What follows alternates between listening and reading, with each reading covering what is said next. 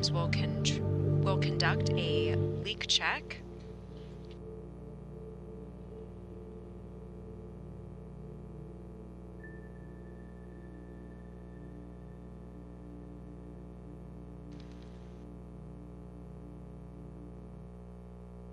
That is currently scheduled for around 7 p.m. Eastern Time, 6 p.m. Central Time.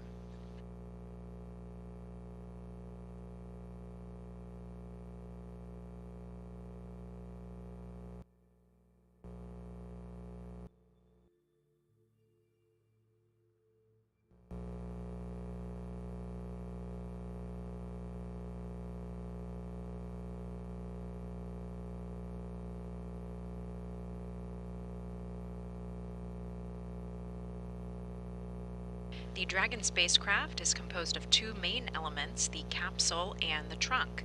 The capsule is designed to carry the crew and pressurized cargo. The trunk is the unpressurized service module. It provides the mating interface for the capsule to the Falcon 9 rocket on its ascent to space. On orbit, half of the trunk contains a solar array which powers Dragon, and the other half contains a radiator which rejects heat.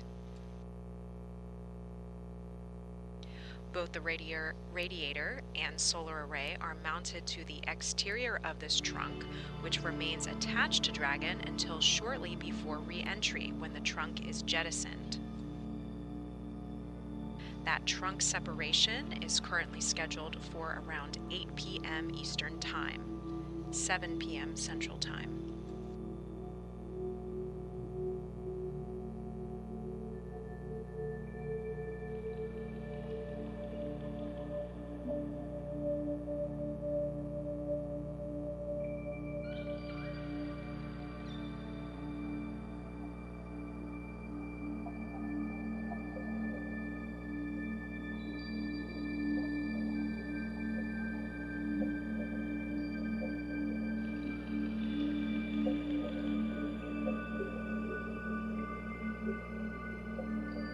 Near the base of the capsule, but outside the pressurized structure, are the Draco thrusters. This allows for all of the orbital maneuvering of the spacecraft. Additional Draco thrusters are housed under the nose cone.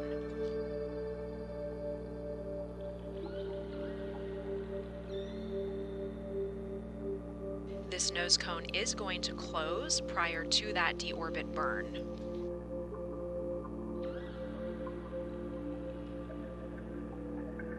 The deorbit burn is a braking maneuver to enable the spacecraft to drop out of orbit and enter Earth's atmosphere.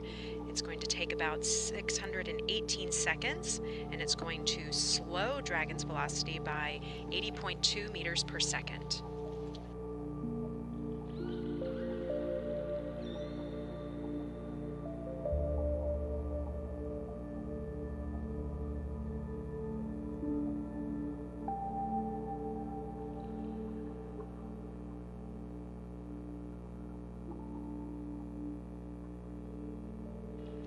Dragon is targeting an entry of Earth's atmosphere at 8:50 p.m. Eastern Time.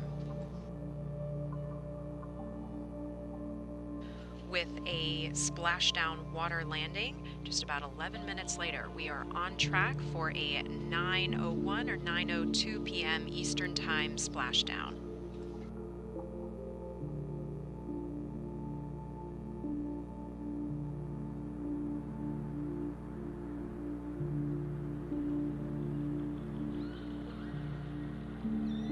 After that, Dragon will be lifted out of the water and crew will egress the vehicle.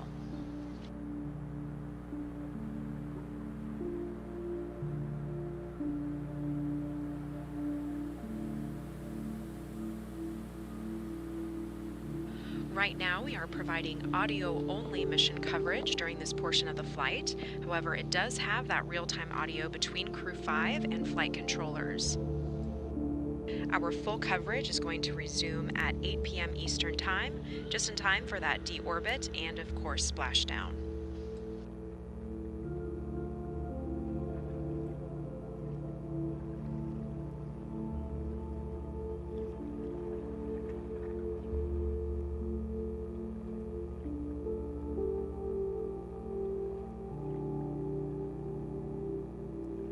Dragon's deorbit is designed to be fully autonomous. SpaceX teams at their Mission Control Center in Hawthorne, California are monitoring those series of automatic spacecraft maneuvers.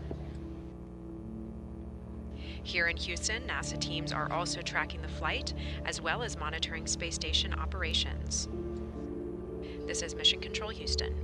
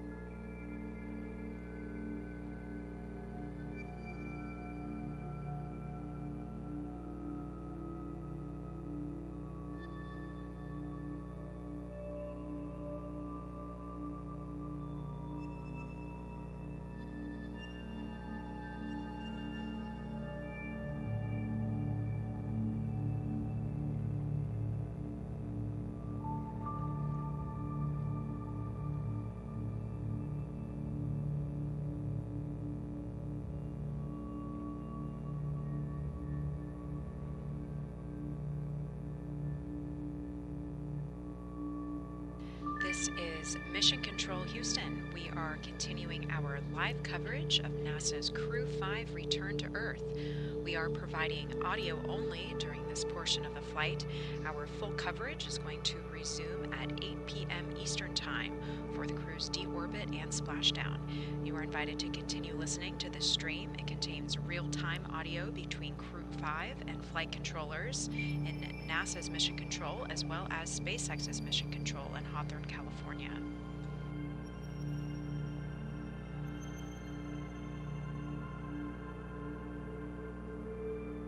Crew 5 is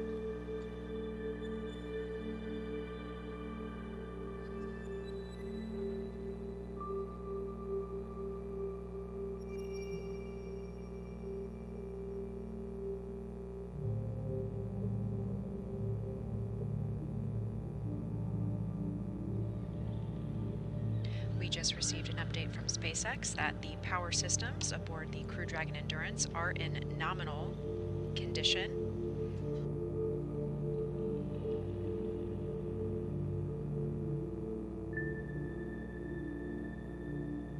Nominal means normal and satisfactory. These systems are performing within their expected acceptable limits.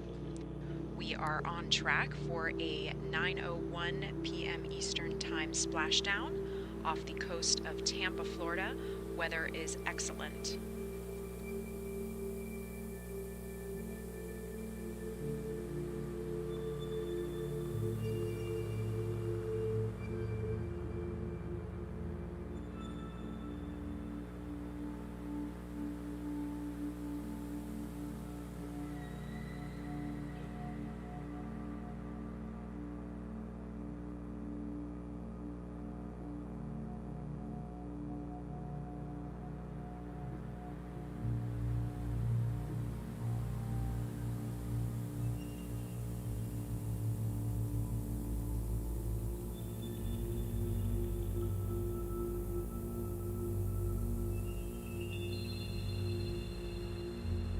A correction, that splashdown is targeting 9:02 p.m. Eastern Time.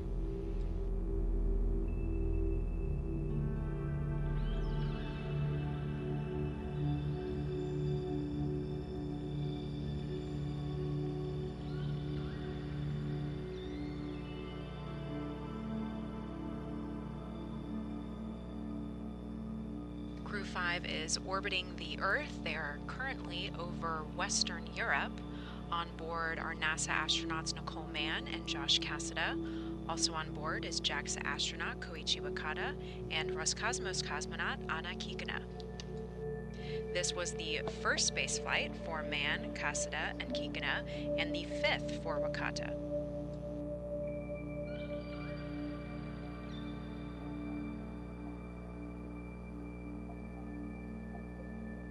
The crew originally launched on October 5th, 2022 from NASA's Kennedy Space Center in Florida, and they docked to space station the next day on October 6th. Since then, they have been living and working aboard the orbiting laboratory in a microgravity environment. They worked to advance scientific knowledge and demonstrated new technologies for future human and robotic exploration missions. The knowledge gained from these experiments also benefits people on Earth and lays the groundwork for future human exploration through NASA's Artemis missions, which will send astronauts to the moon to prepare for the future expeditions to Mars.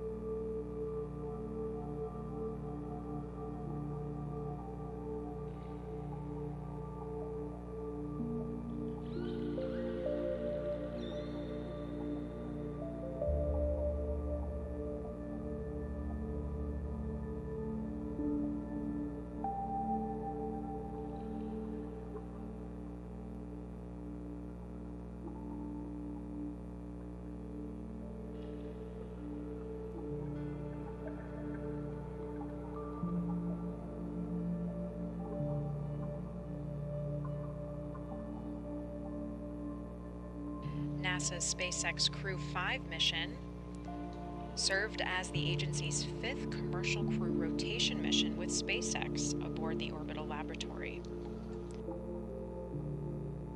NASA's Commercial Crew Program is delivering on its goal of safe, reliable, and cost-effective human transportation to and from the International Space Station from the United States through partnerships with American private industry.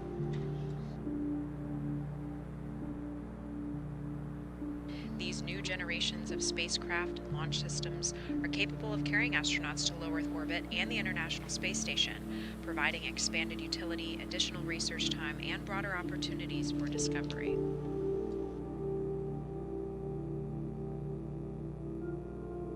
Currently on board the International Space Station, things are quiet, everyone is asleep.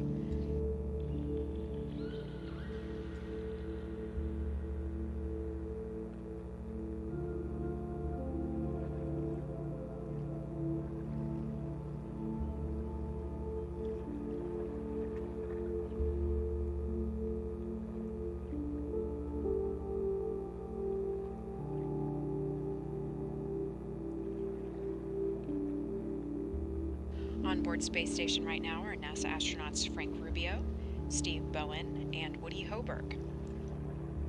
Frank Rubio is scheduled to depart on board the Soyuz MS-23 later this month. At that time, the crew on board will become Expedition 69 once the Soyuz MS-22 undocks.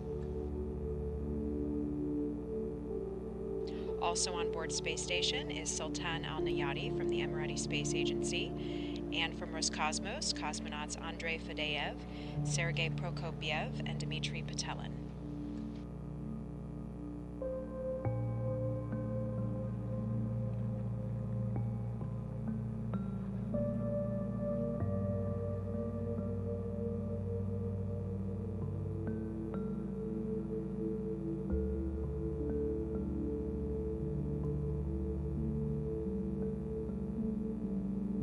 Most recently, on board Crew Dragon Endurance, teams reported a good configuration from their storage review process.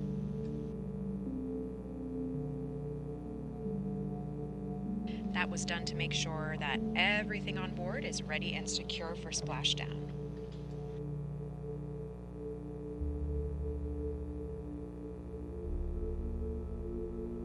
Crew members are currently donning their spacesuits for launch and entry.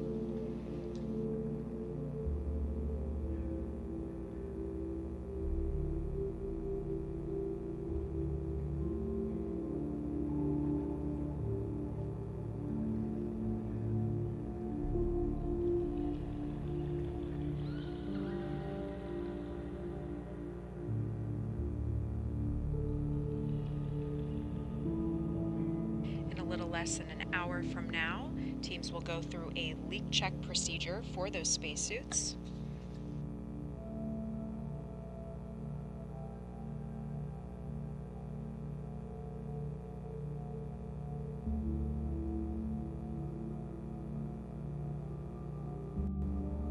Those suits rely on life support systems and communication systems of the spacecraft. They are used to provide added safety to the astronauts during the most dangerous phases of the missions, like when they travel through the Earth's atmosphere.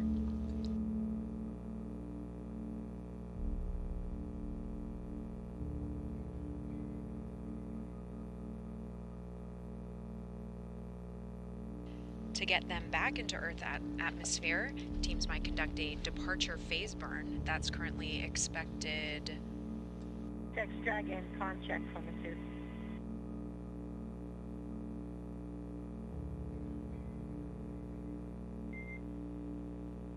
And Duke, I've got you loud and clear for the suited comm check. How me?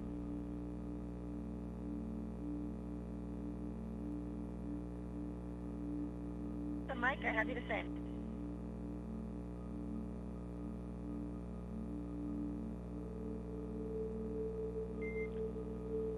SpaceX copies, and we're with you in section 4 of 4.010. And just as a reminder, when the cabin mic is getting stowed, please be sure to check that the two latches on top of location 8 are put into the closed position.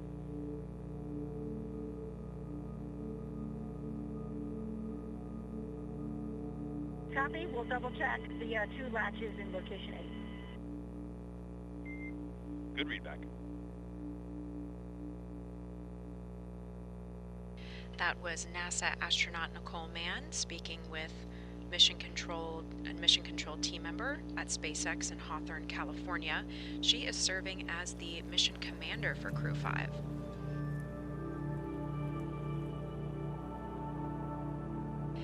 As mission commander, she is responsible for all phases of flight from launch to re-entry.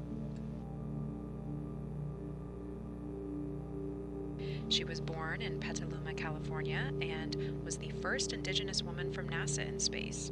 She earned a bachelor's degree in mechanical engineering from the United States Naval Academy and a master's degree in mechanical engineering with a specialty in fluid mechanics from Stanford University. You heard the flight control team member refer to her as Duke. That is a nickname. She is a colonel in the U.S. Marine Corps and served as a test pilot in the FA-18 Hornet and Super Hornet.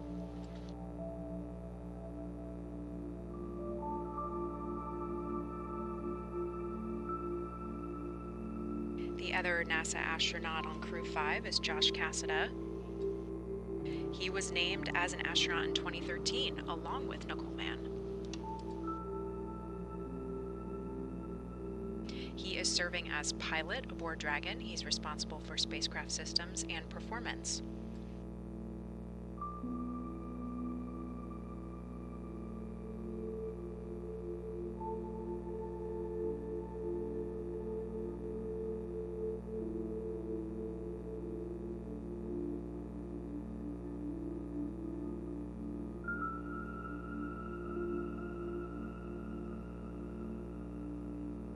Dragon's deorbit is designed to be fully autonomous. It does not require any action from the crew on board.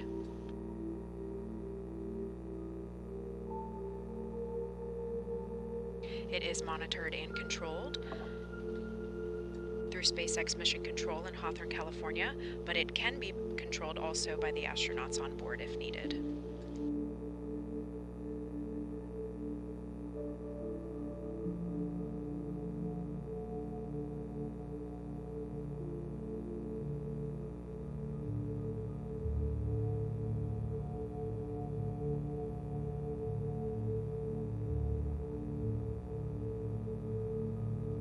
The crew undocked early this morning at 2:20 a.m. Eastern Time from the forward-facing port of the International Space Station's Harmony module. By the time they splash down, it'll be under an 18-hour transit time.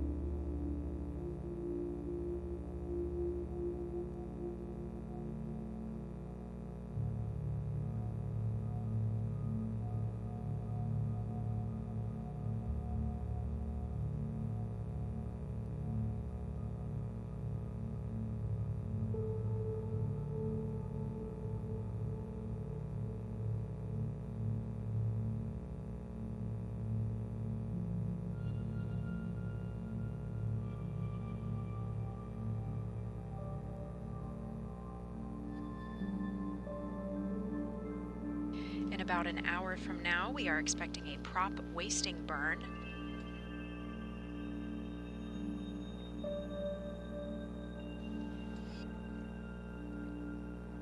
This burn is done to make the spacecraft the right weight for entry. It burns excess propellant prior to the deorbit entry and splashdown.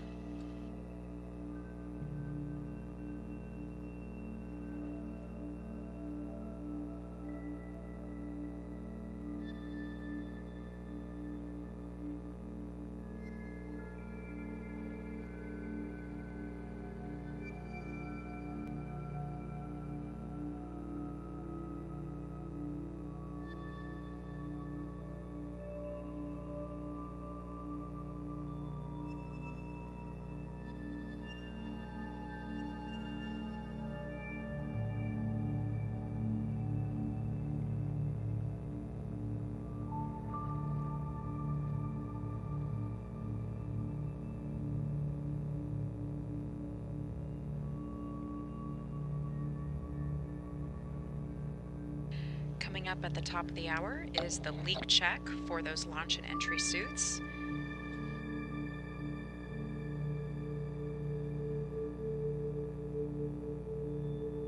A little after 8 o'clock, we are going to have the trunk separation, and that deorbit burn is going to start.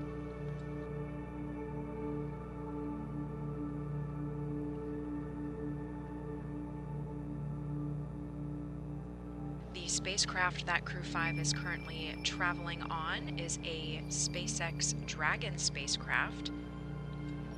It was developed in collaboration with NASA's Commercial Crew program.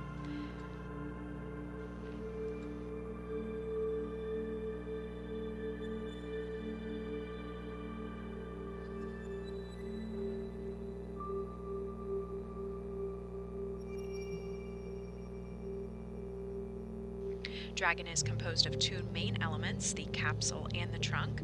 The capsule is where the crew rides along with pressurized cargo. The trunk is the unpressurized service module. That is what is going to be separated coming up. The trunk provides the mating interface for the capsule to the Falcon 9 rocket on its ascent to space. On orbit, half of the trunk contains a solar array, which powers Dragon, and the other half contains a radiator, which rejects heat.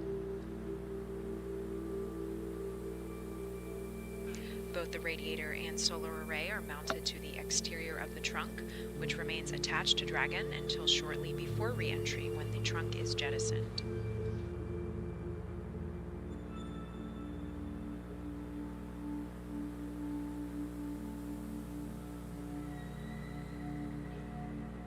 As a part of the deorbit process, the nose cone is going to close.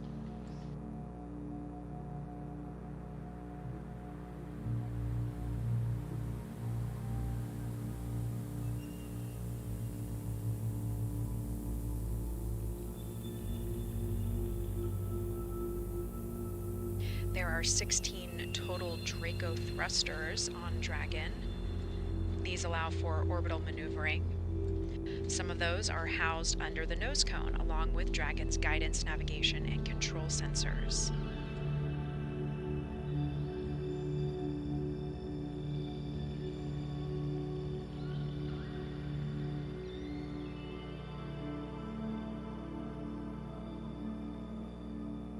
That nose cone is going to close, and the deorbit burn is on schedule for a little bit after 8 p.m. Eastern Time. It's a long burn of 618 seconds and is a braking maneuver to enable the spacecraft to drop out of orbit and enter Earth's atmosphere.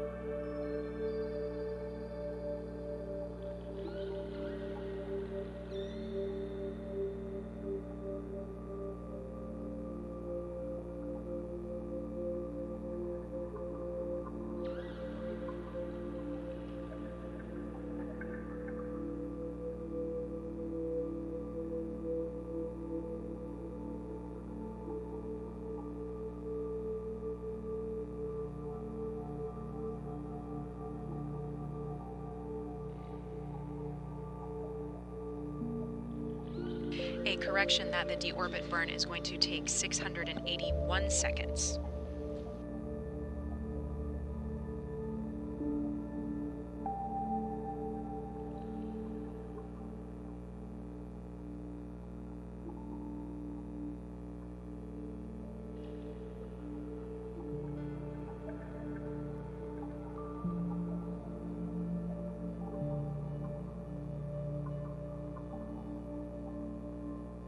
Weather is looking good at the splashdown site that is just off the coast of Tampa. On track for a 9:02 p.m. Eastern Time water landing.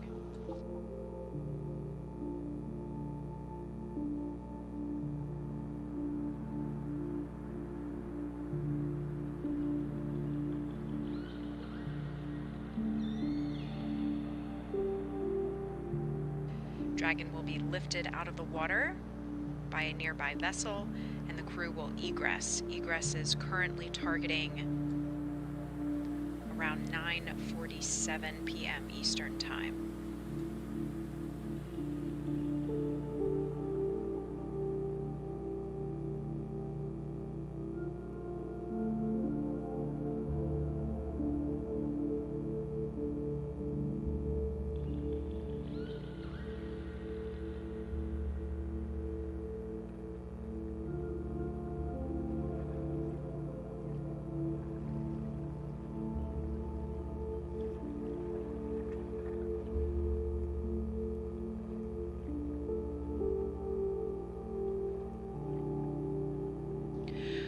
Crew 5 undocked shortly.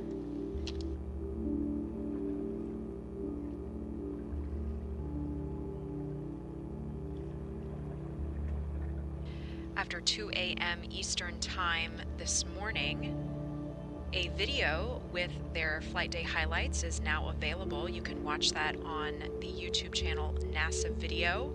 It is also available for download at images.nasa.gov.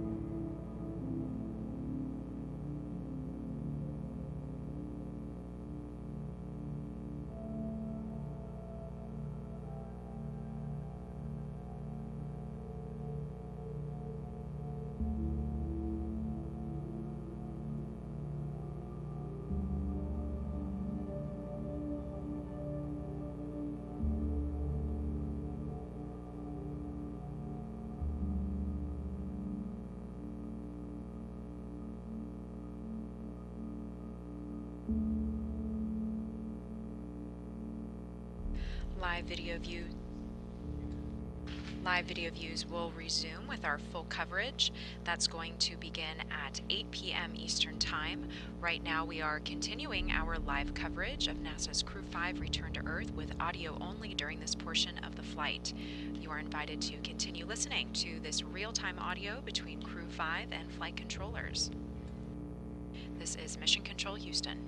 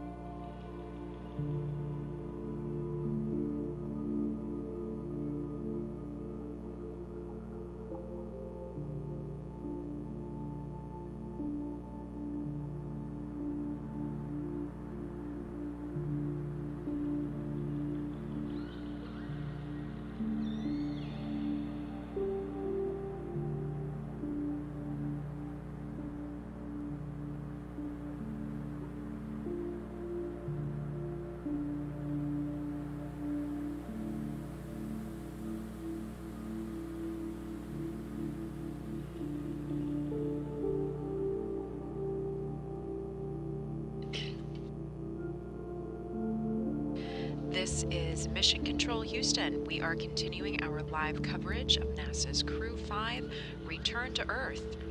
We are providing audio-only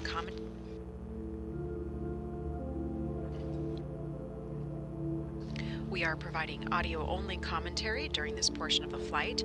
Our full coverage will resume at 8 o'clock p.m. Eastern Time for the crew's deorbit and splashdown.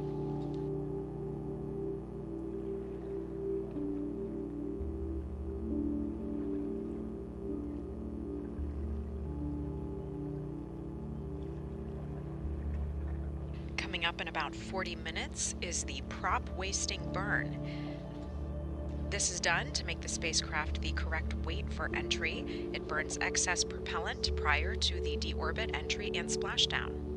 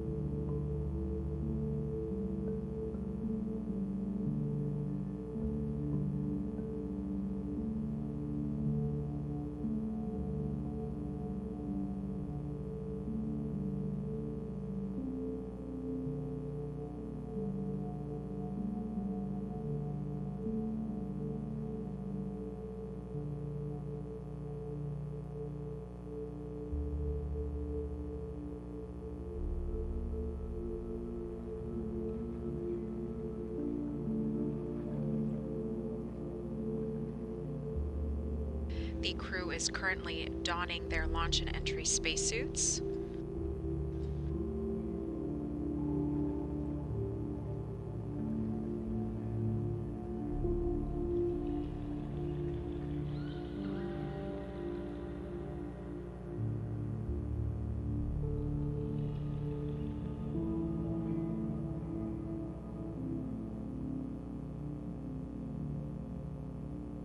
We just received an update from SpaceX that they are ready to proceed with the leak check whenever the crew is ready.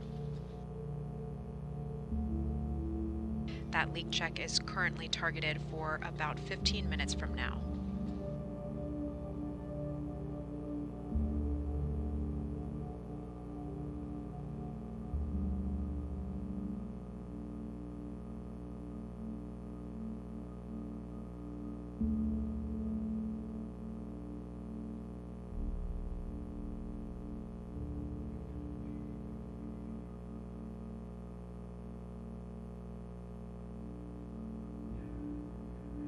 The launch and entry spacesuits that the crew is currently getting into are worn at the start and finish of their missions.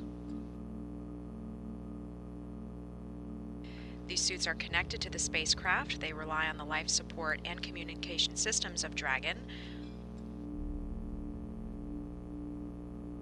and they provide added safety to the astronauts during the most dangerous phases of the mission, like when they travel through the Earth's atmosphere.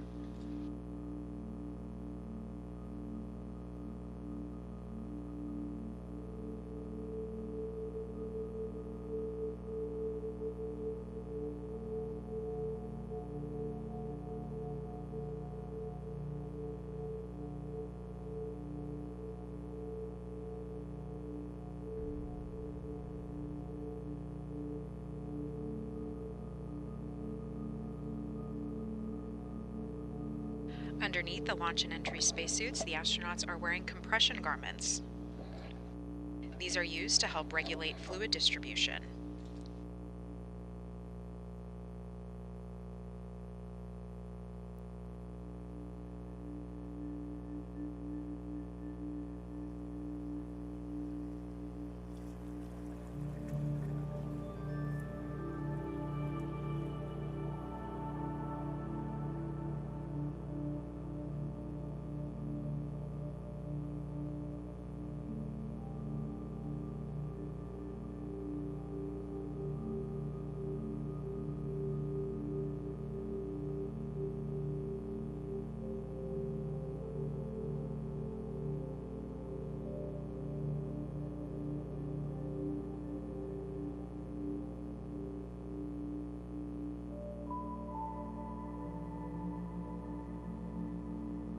SpaceX team and Hawthorne Mission Control are doing check-ins.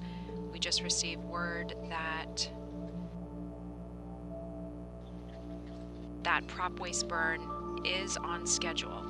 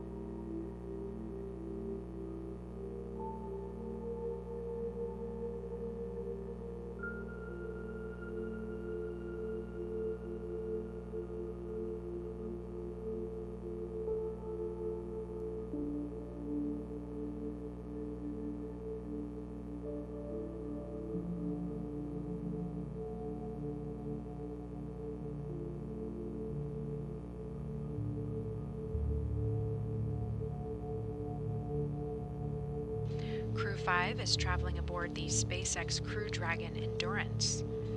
The Crew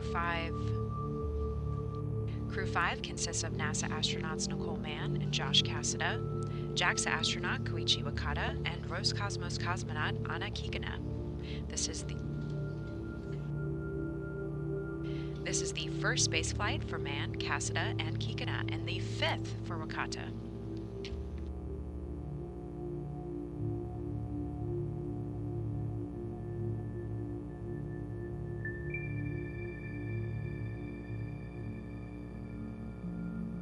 Keeping with tradition, Crew 5 designed their own mission patch. It contains a fire-breathing dragon in the shape of the number 5, representing the 5th operational Crew Dragon mission to the International Space Station. The Dragon propels the spacecraft beyond the confines of the patch's outline and into low Earth orbit. The fire transitions to the colors of the Commercial Crew program, representing the teams who made this possible. NASA's Commercial Crew program is delivering on its goal of safe, reliable, and cost-effective human transportation to and from the International Space Station from the United States through a partnership with American private industry.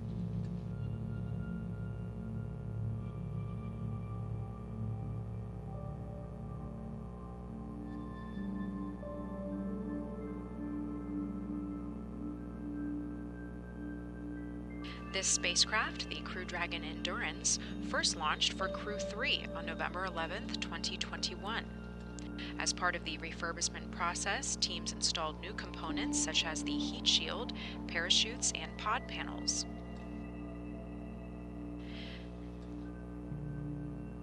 This mission was also the first time that all 4 forward bulkhead Draco engines, which orient and provide attitude adjustment for the spacecraft during flight, altitude adjustment, have been reused on a NASA Commercial Crew mission.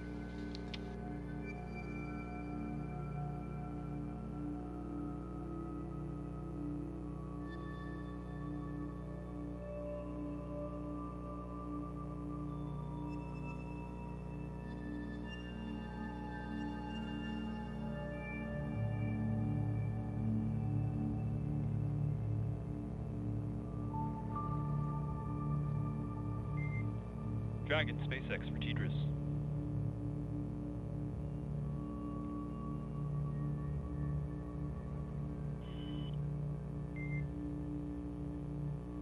Okay, Nicole, just wanted to give you... Sorry, restarting that call. Just wanted to give you a heads up that at the end of this pass here in about 3 minutes, we are going to have our last extended LOS for the mission. It's only going to be about 4 minutes, but we'll pick you back up on the other side at 2357 Zulu. A copy.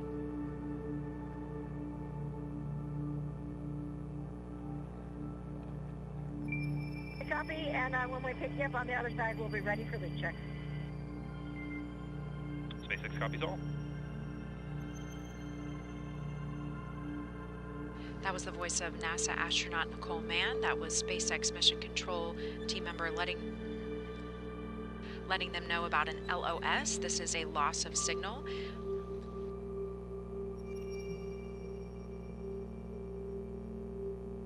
These are normal. They are based on the spacecraft's location and the ground stations that we have on Earth. That's how we connect with the spacecraft. We can predict when these might take place and for how long. This LOS, this loss of signal, is the last one expected for this mission, and it's going to last about 4 minutes. After which, as Nicole Mann said, the crew will be ready for the leak check on their launch and entry spacesuits.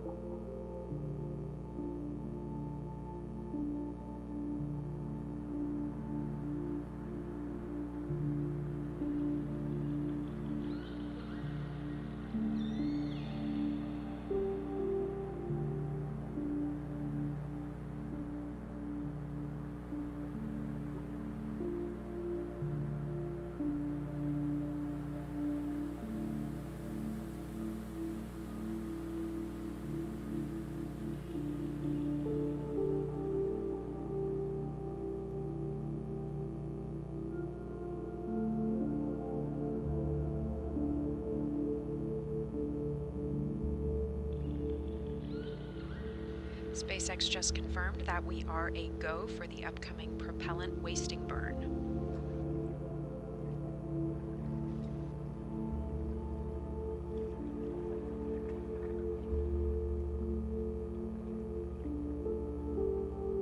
That burn is scheduled to take place in a little over 20 minutes.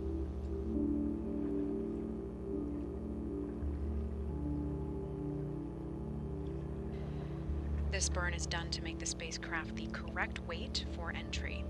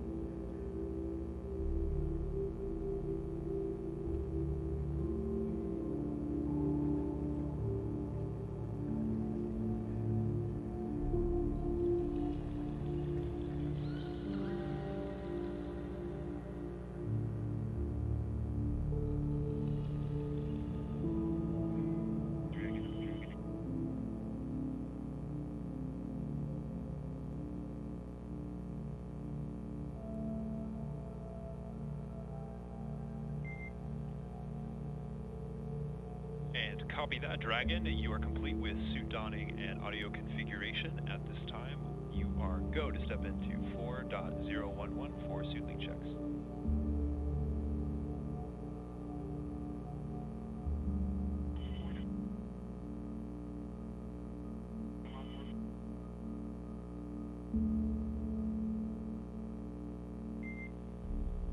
Copy that, we'll put that in work.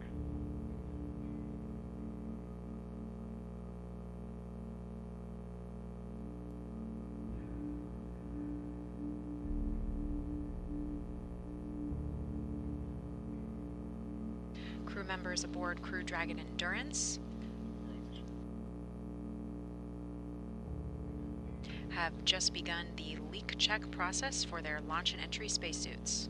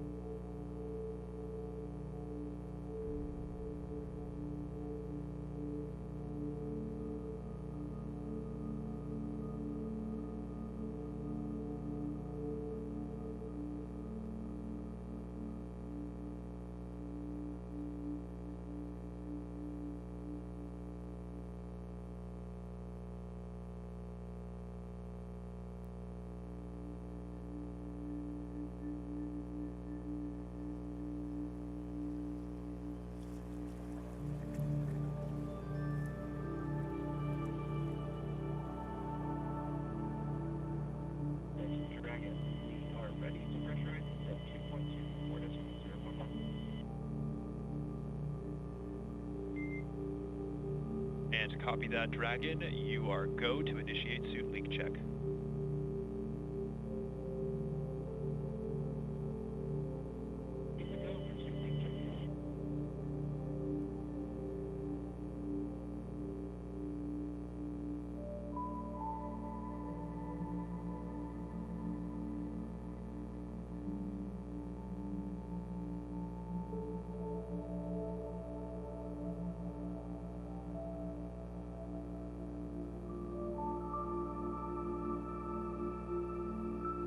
Suit leak check is in progress.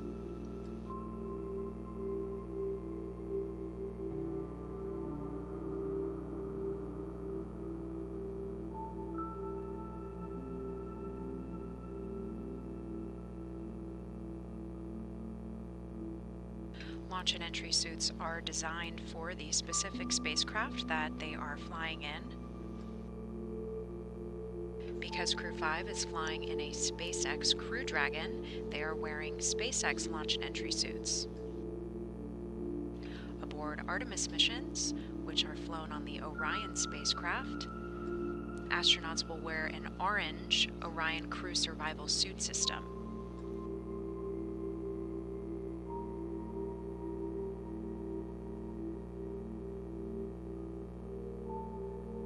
That is the equivalent of these SpaceX launch and entry spacesuits.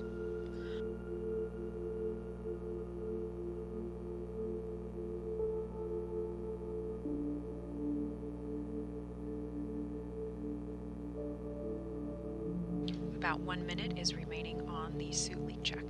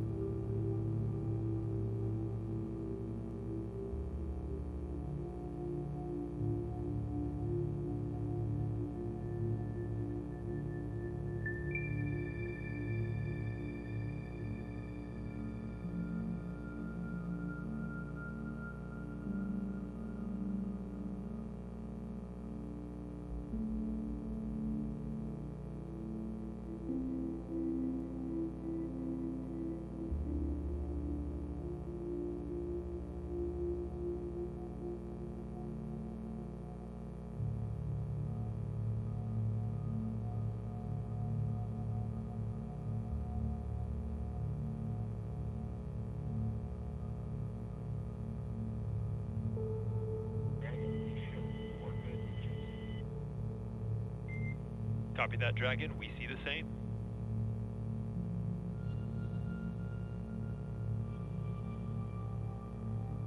Both SpaceX and Crew 5 confirmed that all 4 suits are healthy and successfully passed the leak check.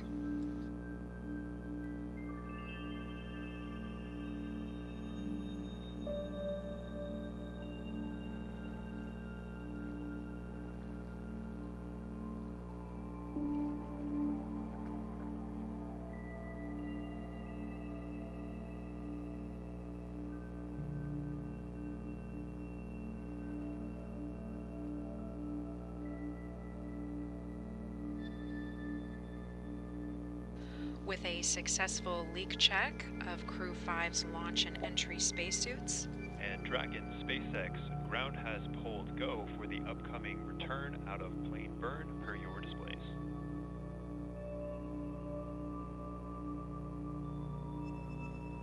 Copies, we see the bird.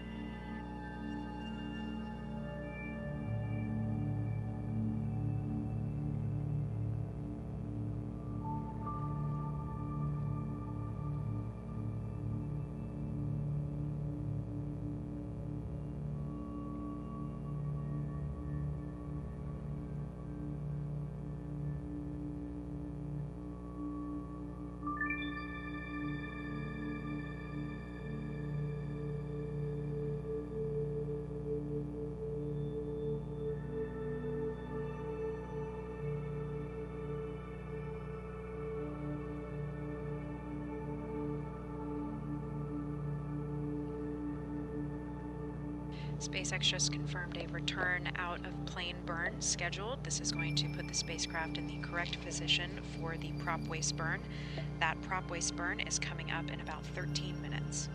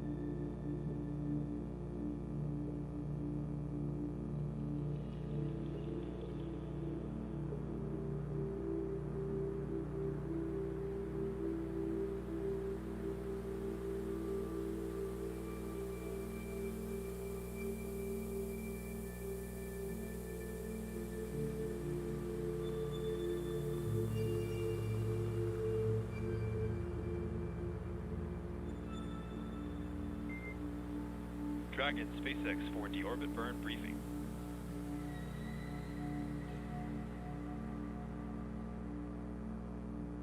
Ready to copy. Okay, Duke, first item I have for you all is an update to your timeline. As it currently stands, the updated LOS and AOS times for blackout are LOS of 0148 Zulu and AOS at 0156 Zulu. I'll copy.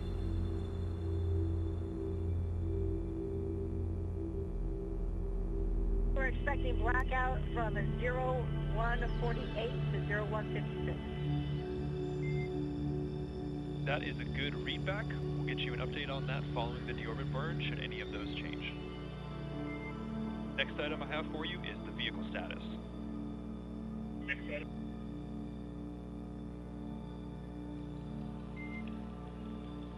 Dragon is looking healthy and happy. We are tracking currently no issues going into the upcoming sequence, but just as a reminder, for the deorbit burn monitoring tool and for the parachute camera on your forward view, I do recommend reviewing the PDF that is on your tablets for both of those tools. I'll copy.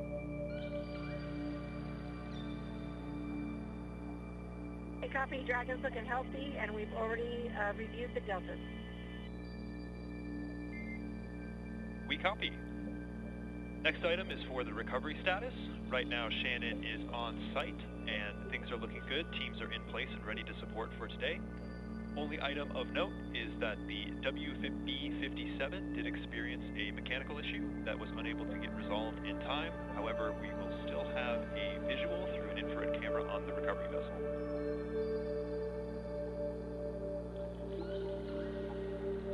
See the WB's down. All right, and last item is the weather at Tampa. Meteorologists have described this as quote-unquote a home run for this time of year, but the wind speed is at 3 knots, wave height of 1.7 feet, and a wave period of 4 seconds.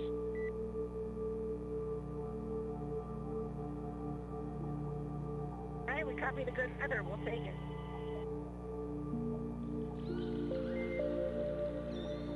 We copy and concur. We'll be keeping an eye on things as we go through the upcoming out-of-plane burn, and then we'll keep you updated as we step through the sequence.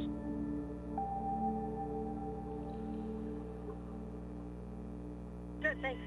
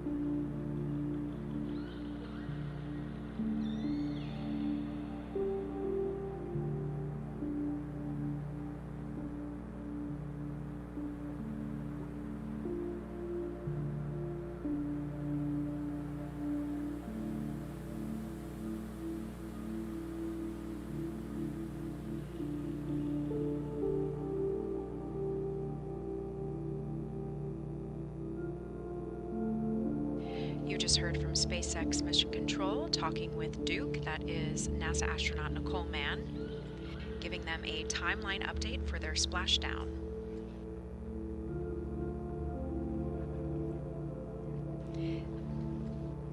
Crew Dragon Endurance is looking healthy and the teams are tracking no issues.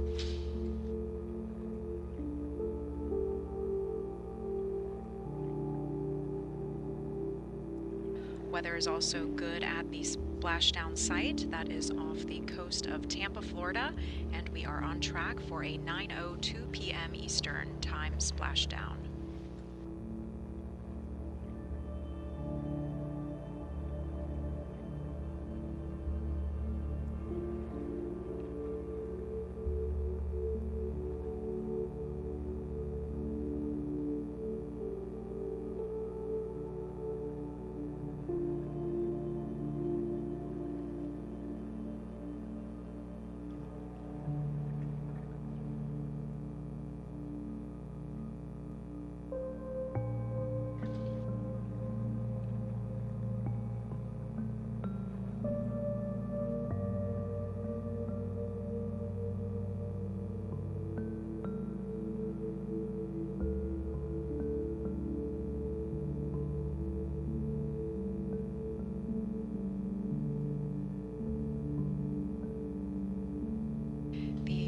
spacecraft is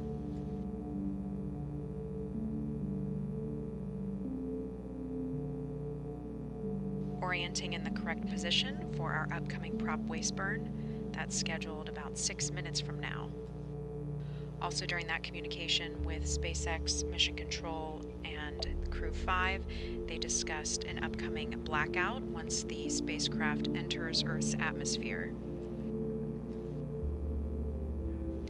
These are normal. It's caused by an envelope of ionized air around the craft created by the heat from the compression of the atmosphere.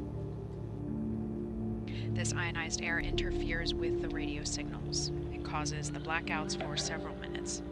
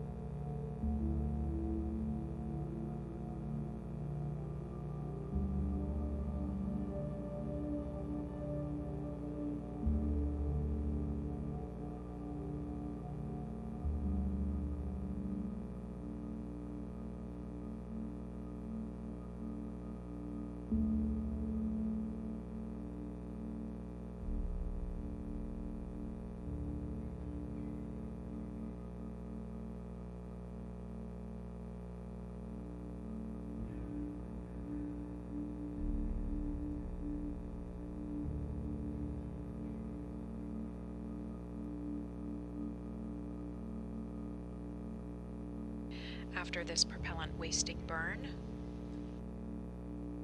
Crew Dragon Endurance will conduct the deorbit burn. The trunk separation and the nose cone will also be closed as the spacecraft enters the Earth's atmosphere before splashing down.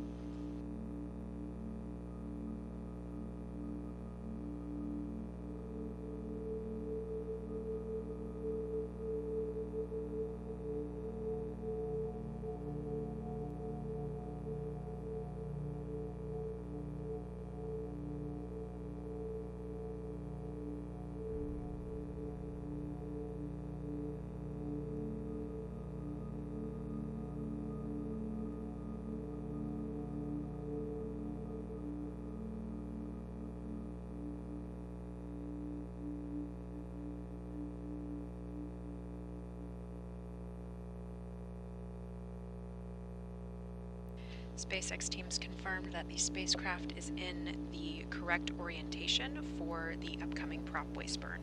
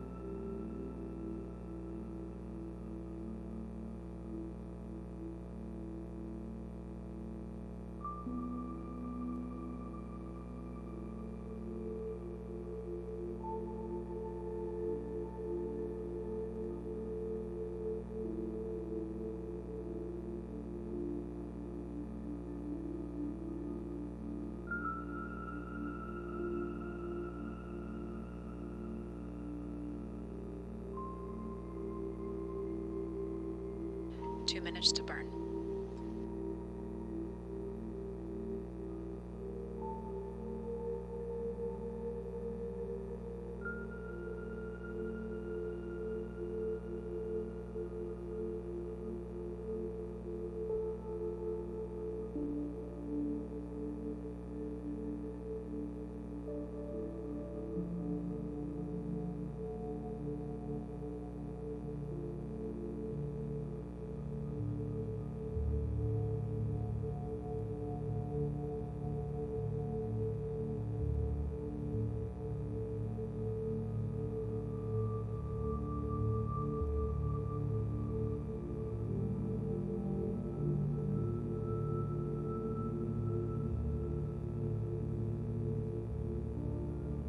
1 minute until the burn.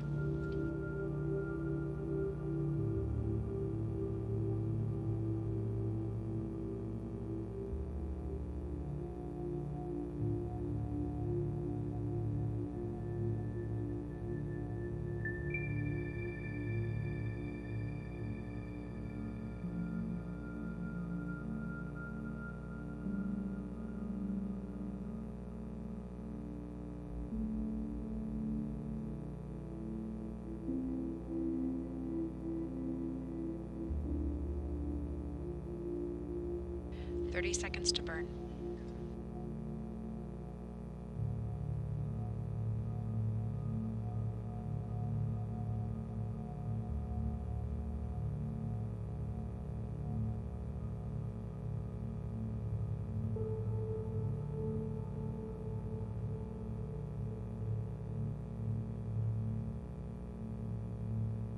The burn has started.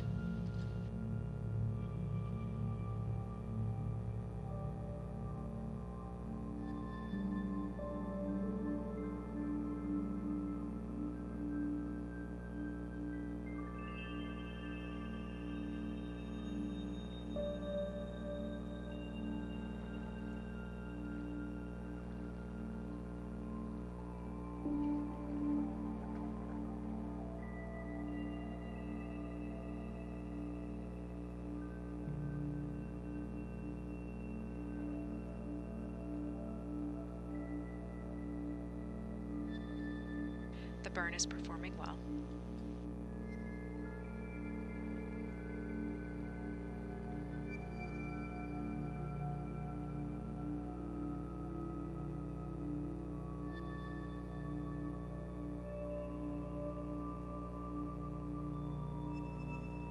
This burn is expected to last over 8 minutes.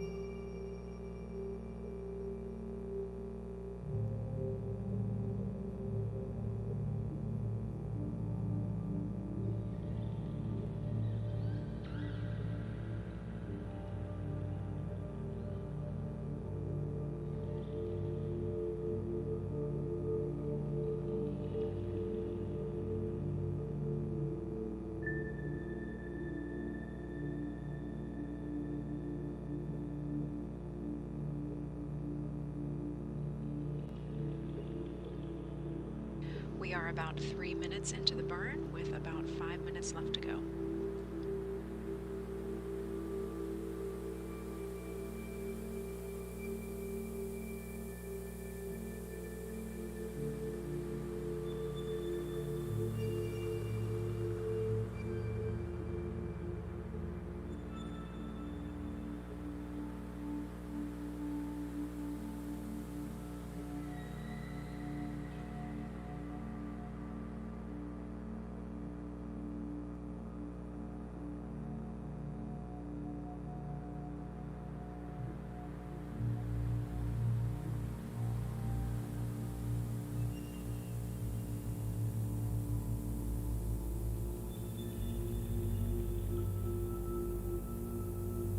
The burn is still going well.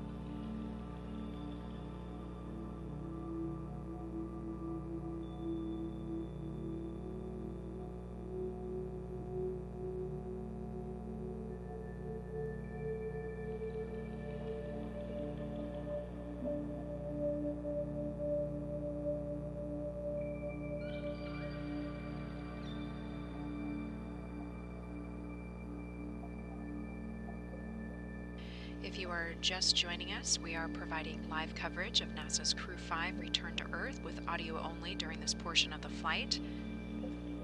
This stream contains real-time audio between Crew 5 and flight controllers out of SpaceX's Mission Control Center in Hawthorne, California. We also have our teams here at Johnson Space Center.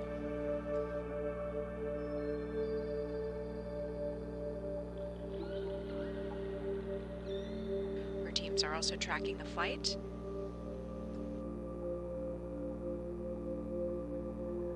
As well as monitoring space station operations.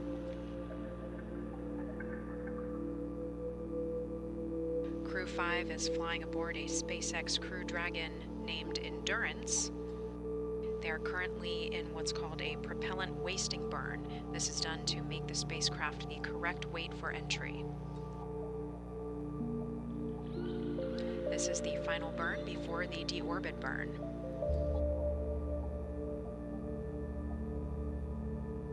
That deorbit burn is scheduled for a bit after 8 p.m. Eastern Time. That one is going to be the braking maneuver that will enable the spacecraft to drop out of orbit to enter Earth's atmosphere. This propellant wasting burn is going nominally. Nominal means normal or satisfactory.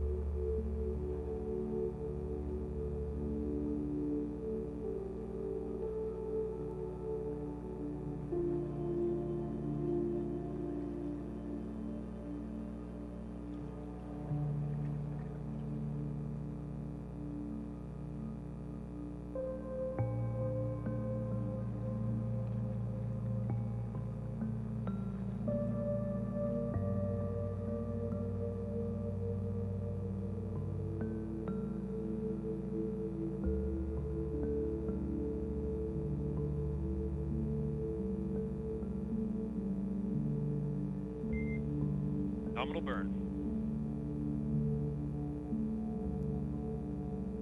Copy.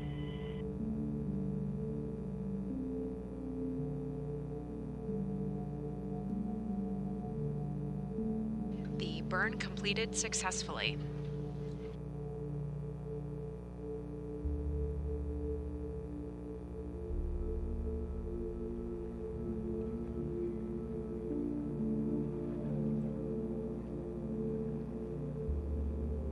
At 8 p.m., just in time for that deorbit burn, we are going to resume our full mission coverage for splashdown.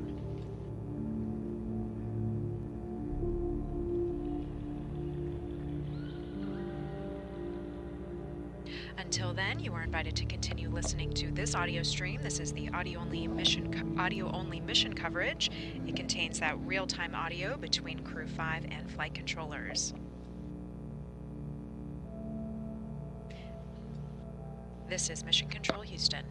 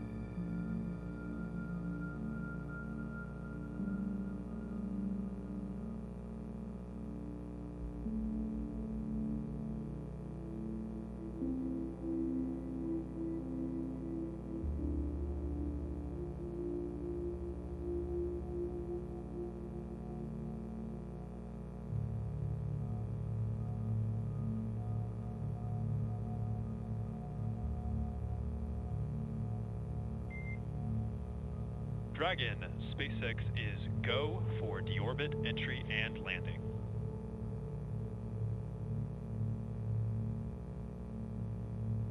Okay, Dragon copies, and we are go.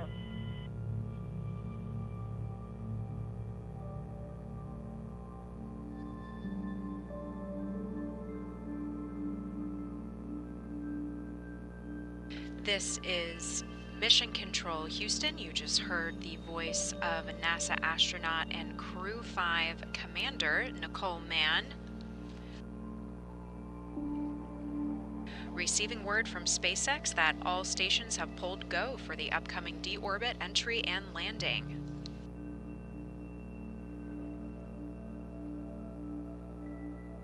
Crew Dragon Endurance is on its way back to Earth.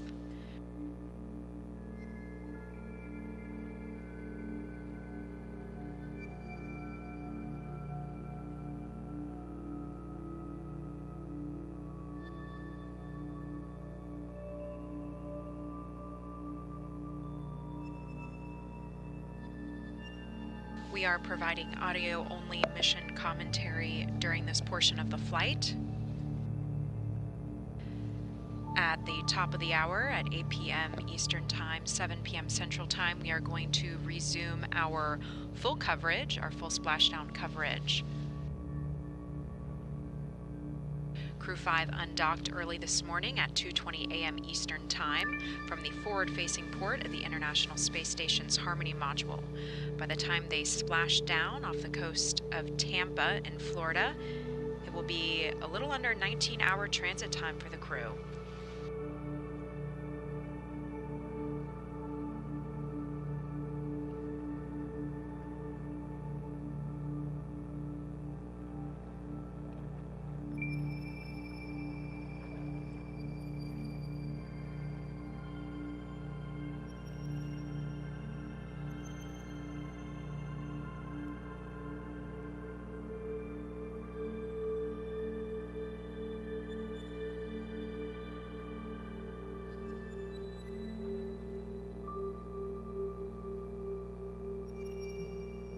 The upcoming deorbit burn that is scheduled for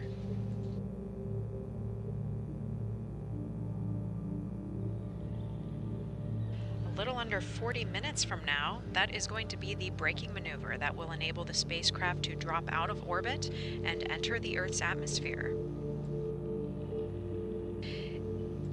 It's a longer burn of 681 seconds.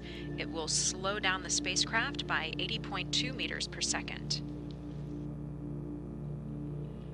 There will also be a trunk separation and closure of the nose cone.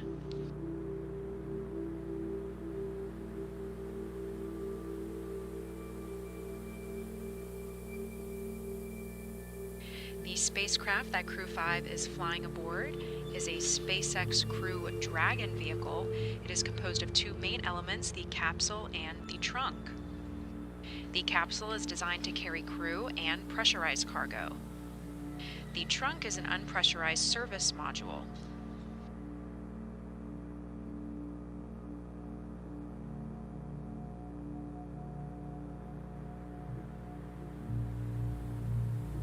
It provided the mating interface for the capsule to the Falcon 9 rocket on its ascent to space.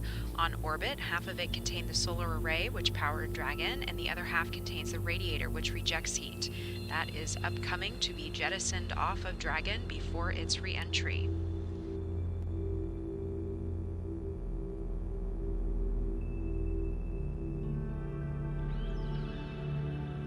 The nose cone is opened once it's on orbit, so that will be closed prior to re-entry. Draco thrusters, which allow for orbital maneuvering, some of those are housed under the nose cone, along with Dragon's guidance, navigation, and control sensors.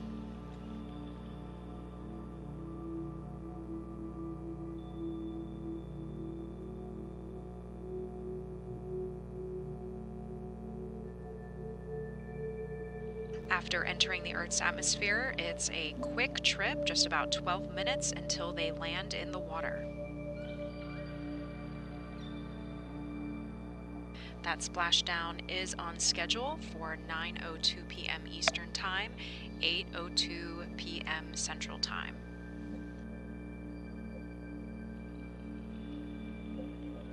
A recovery vessel will be awaiting them. It will approach and lift Dragon out of the water, after which the crew will egress. Crew is scheduled to get out of the vehicle at 9:47 p.m. Eastern Time.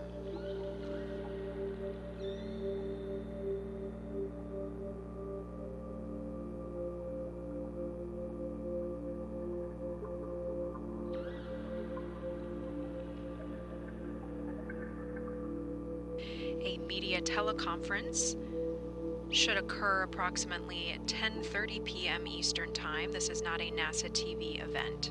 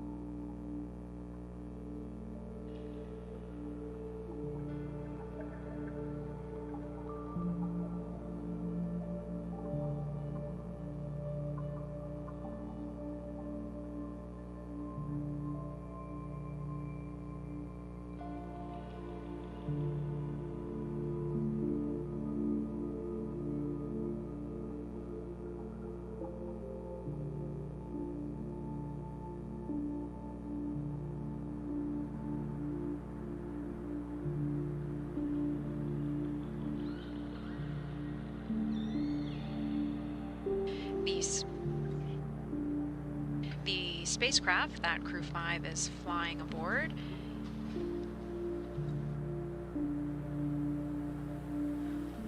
was developed in collaboration with NASA's Commercial Crew Program.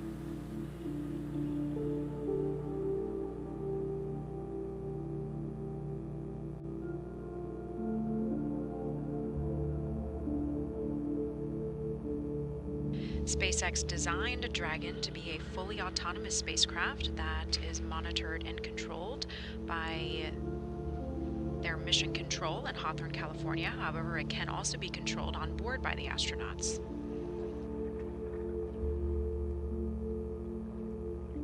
So far, the Crew Dragon, this one's name is Endurance, has performed nominally or normally. This is its second time carrying crew to and from the International Space Station. Its first launch was for Crew 3 on November 11, 2021.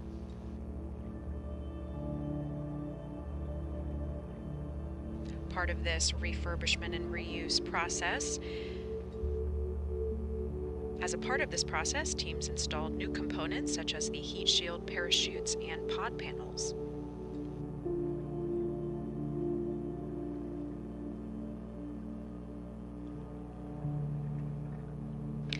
NASA's Commercial Crew Program is delivering on its goal of safe, reliable, and cost-effective human transportation to and from the International Space Station from the United States through partnerships with American private industry.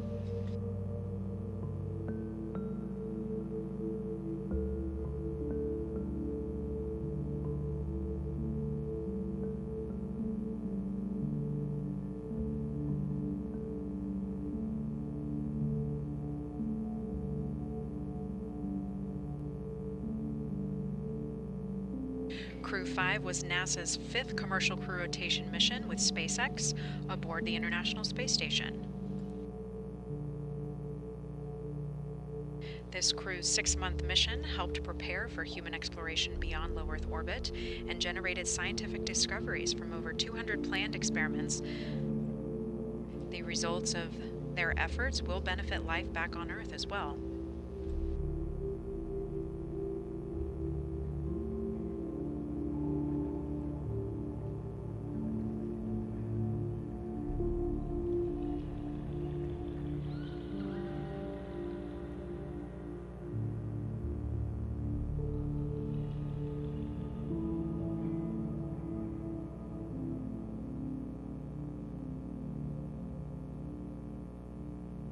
Crew 5 is currently in their launch and entry spacesuits. All 4 spacesuits successfully passed their leak checks.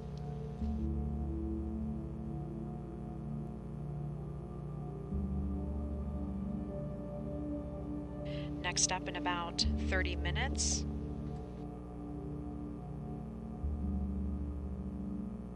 will be the deorbit burn. In about 15 minutes, we will be back with our full live mission coverage.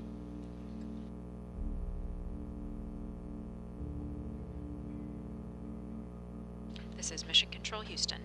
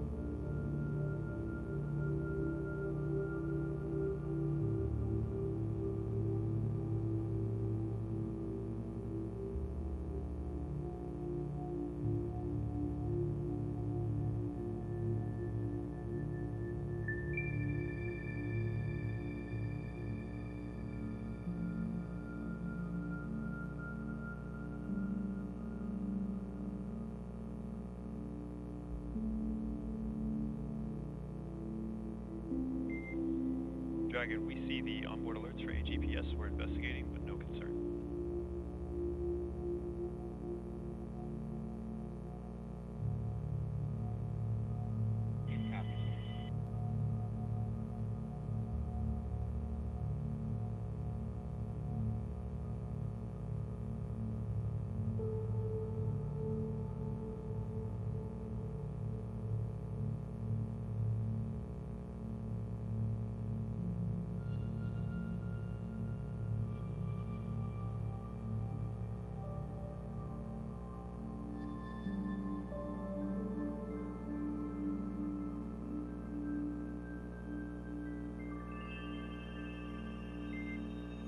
And Dragon SpaceX for AGPS.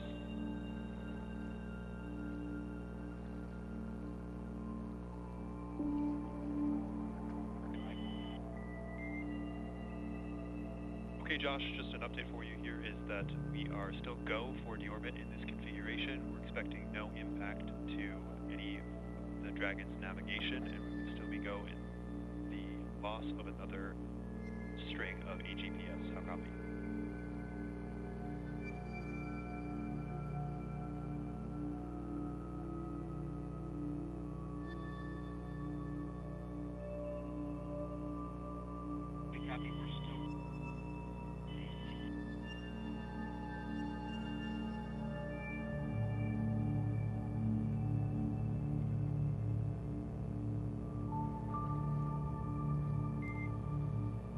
And correction, we still have the full navigation string on the flight computer.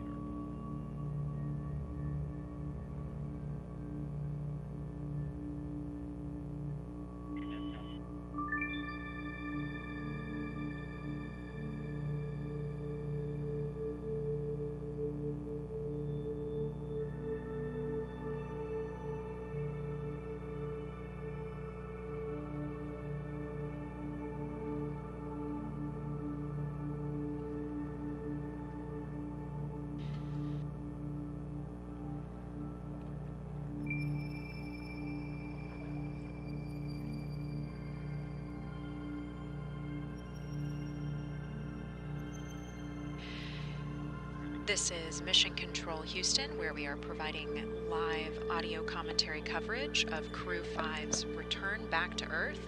You just heard SpaceX Mission Control team members speaking with the crew aboard Dragon. They were talking about the AGPS. That's the Absolute Global Positioning System. It's a navigation system. That system is fully recovered and in a nominal or normal state. There is no impact to the navigation for entry. And Dragon SpaceX, as you saw, we had passed through the region of interest where the GPS faults did occur. We are back in a good state, and your alerts board has been cleared.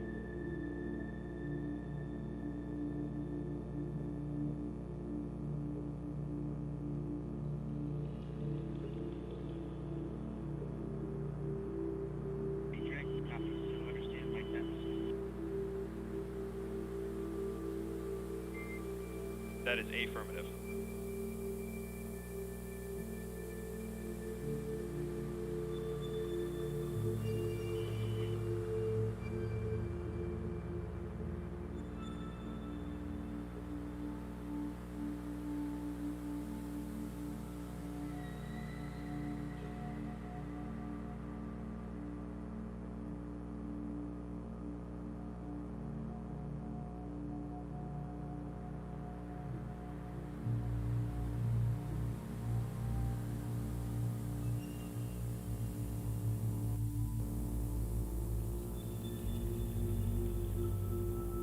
Crew 5 spacecraft is getting ready for that deorbit burn. That is the braking maneuver that will enable the spacecraft to drop out of orbit and enter Earth's atmosphere.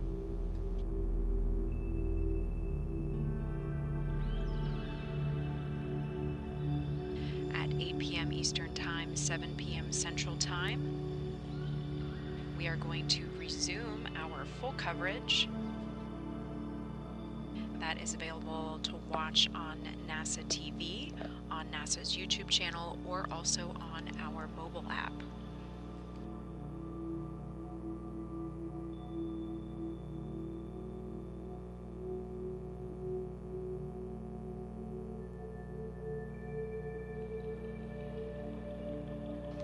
That team will walk through the trunk separation, the deorbit burn, the nose cone closing, the spacecraft's entry into Earth's atmosphere, followed by a splashdown water landing off the coast of Tampa, Florida.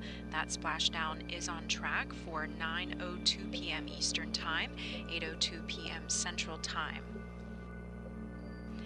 A ship vessel will be waiting nearby. It will lift Dragon out of the water, and the crew is scheduled to get out of the vehicle at 9:47 p.m. Eastern Time.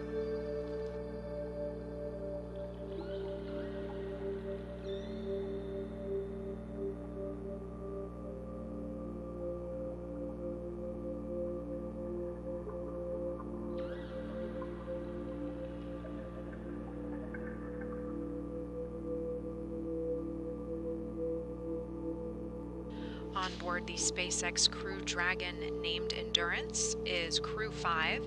That consists of NASA astronauts Nicole Mann and Josh Cassada.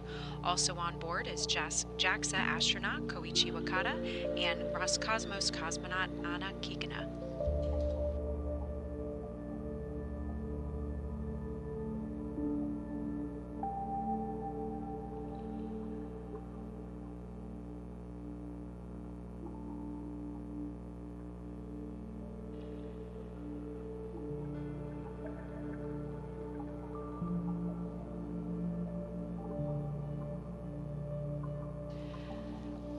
After spending over 157 days on their mission, we look forward to having Crew 5 back safely home on Earth.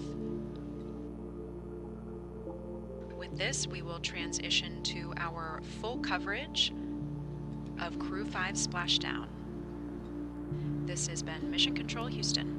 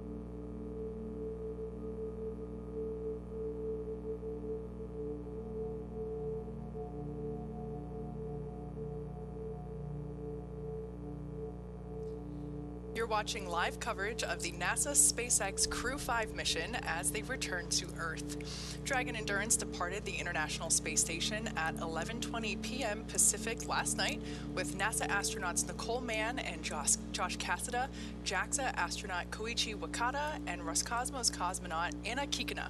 Currently, they're on their way to the targeted splashdown site off the coast of Tampa, Florida. My name is Kate Tice, and I'm the Quality Systems Engineering Manager here at SpaceX. And joining me today from NASA Communications is Leah Cheshire. Thanks, Kate. It's always great to be here, and of course, another exciting day bringing a crew back from the International Space Station. So, upon departing the station, Dragon underwent a sequence of departure burns. Since then, the crew had a rest period and has since kicked off preparations for re-entry. Things are sounding pretty good so far. So, in this next phase of the mission is when things really ramp up and happen pretty quickly. Dragon has a series of steps to complete before returning Crew 5 back to Earth. First, Dragon will maneuver to the correct attitude and jettison its trunk, which is the cylindrical, unpressurized part of the spacecraft. The trunk is currently connected to the aft or the bottom section of the Dragon capsule, where the heat shield is located. So, in order to expose that heat shield and get the vehicle ready for atmospheric re-entry, we'll jettison that trunk. And just a quick look right now inside Crew Dragon with our Commander Nicole Mann on the left and pilot Josh Cassada on the right. After we jettison that trunk, we're looking for that to come up not too long from now, but from there the spacecraft will use its forward thrusters to perform the deorbit burn, which will put Dragon on a trajectory to return to Earth. The burn will last just over 11 minutes once it starts, and it uses the Draco thrusters on Dragon. These are the four located on the forward bulkhead primarily, and it's executed at the apogee or the highest point of Dragon's current orbit around Earth. This will alter Dragon's path to ultimately line it up to re-enter Earth's atmosphere and splash down off the coast of Tampa, Florida. That's right, and we're actually looking at that trunk separation to happen in about 3 minutes. Start.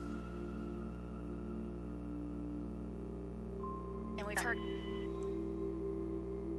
good calls from the core here in Mission Control Hawthorne. That's the Mission Control room you see on your screen. To the crew, another good interior shot. Down in the bottom left-hand corner, that's Anna Kikina, the Roscosmos cosmonaut. That has flown on Crew 5. And then we are also on the other side of the spacecraft. We didn't get a good look at him, but it's Koichi Wakata, the JAXA astronaut that has joined us as well. So again, good calls. We've heard good confirmation of suit leak checks up until this point. As you can see, the astronauts are in their suits and seats after they had some time to rest and relax over the past, what has it been, 18-ish hours since they undocked yesterday. Yeah, like everything that occurs on the International Space Station, everything is scheduled, it's choreographed, including that sleep period, that crew rest period, where basically the crew got to clock off duty and rest, relax, enjoy the view, I would imagine. Yeah, absolutely. So at this point in time, like we mentioned, we are coming up to the separation of the claw, which is the mechanism that holds that trunk, that unpressurized section of the Dragon capsule onto the pressurized section. So we're about a minute away from that claw separation, and then trunk separation will occur in about a minute and a half. So yeah, that trunk, like we said before, is the unpressurized section. That's where we can store cargo that is able to be exposed to the vacuum of space. And of course, the astronauts are in the pressurized section, but that heat shield is located at the bottom of the pressurized section. So it's currently being covered up by that trunk. So we'll separate the trunk to expose that heat shield. Another important thing to note is when we do claw separation, we're separating those umbilicals that connect the trunk to the pressurized section or the actual Dragon capsule where the astronauts are. So the solar cells that are wrapped around the trunk, those will of course be detached, and once we dispose of the trunk, Dragon itself will be on internal battery power. Yeah, so pretty exciting. All of this, you know, as you mentioned, Leah, it's been 18 hours of progress, but at this point in time, to prepare for the upcoming events, right now the Dragon spacecraft is doing a couple of things autonomously, meaning it's doing it on its own. It's isolating the thermal control system fluid loops from the radiator. This system is what will help keep the internal temperature of Dragon very comfortable for Nicole, Josh, Koichi, and Anna during that re-entry phase. Dragon is also initiating separation of the claw mechanism. Like I said, that's coming up in about 10 seconds or so. and that will terminate, like Leah just said, that data, the power, and the fluid connections between the capsule and the trunk. So we're standing by to listen for the call out for trunk separation. And I got one update that we are in the proper attitude for that trunk separation. So Awesome. just one more of those checks that we were standing by to hear. Again, we are just in a waiting game until we have that claw and trunk separation. But that Nominal trunk jettison. Right, there's that call. Great news. right on time. So as you can hear, that, like we mentioned, is the core calling out to the crew. They report that they copy because they're able to keep track of it on those crew displays that we could see over their shoulders. So again, the claw and trunk just separated. The claw is where those umbilicals for power and telemetry are from the trunk, and its solar arrays connect to the capsule. So now that they've disconnected, again, Dragon is exclusively on battery power. And we just additionally got that confirmation of successful trunk jettison as well, coming right on time at about 5:06 p.m. Pacific. So with that trunk separation, telemetry is looking good. The nitrox system is primed for cabin and suit cooling, and the heat shield is now exposed. The trunk is no longer needed. That is setting us up for our deorbit burn here coming up, scheduled to start at 5:11 p.m. Pacific time. Again, we anticipate that will last about 11 minutes. Yeah, that burn is an important one. That is what commits the crew to that location. Like we said, we're setting up for a landing off the coast of Tampa, Florida, and it's that deorbit burn that is the final burn that Dragon performs to really re-enter the Earth's atmosphere.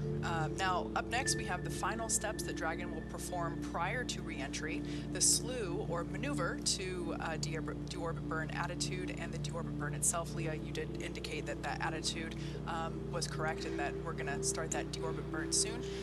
That will be the last time that the forward Dracos, which are the four thrusters located on top of the vehicle near the nose cone, it's the last time that those will ignite. The deorbit burn will place Dragon on a precise trajectory to return to the splashdown zone off the coast of Florida.